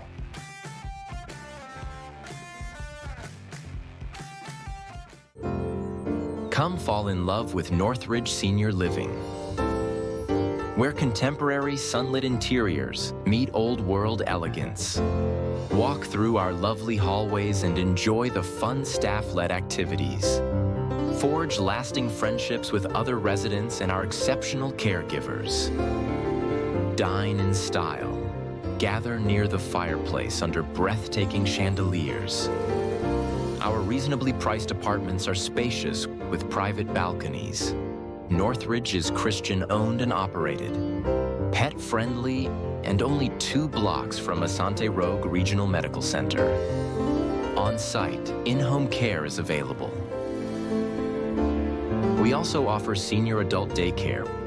Your loved one can spend the day with us, and the evenings with you. Northridge Senior Living, your home. At Kelly's Automotive Service, we understand that the automotive industry has a certain reputation, and we try every day to prove that we're different. We believe working from our purpose, which is to bless our staff, clients, and community, is a good start. While getting your car serviced or repaired isn't something that you look forward to, we hope that you leave us feeling heard and taken care of. Kelly's Automotive Service in Grants Pass and Medford, where we service your vehicle, but take care of you. KellysAutomotive.com. You're watching theDove TV, encouraging and informative for Monterey and the Central California coast. Seen on Channel 14 and these Dove TV affiliates. Good morning. You're tuned to theDove, encouraging and informative, helping Oregon, Northern California, Idaho, and Nevada start the day with news and encouragement. This is Mornings on the Dove. Well, good morning to you and happy Tuesday as we head down the big week of the 250th birthday celebration of the United States. Good morning to you, and here we are, ladies and gentlemen. I'm here, and there he is, right there, the head of the, he's our senior foreign correspondent. Well, the title changes every day, but that's okay. Well, here he is, Steve Johnson. What country are you in today? That's a good question. I'm still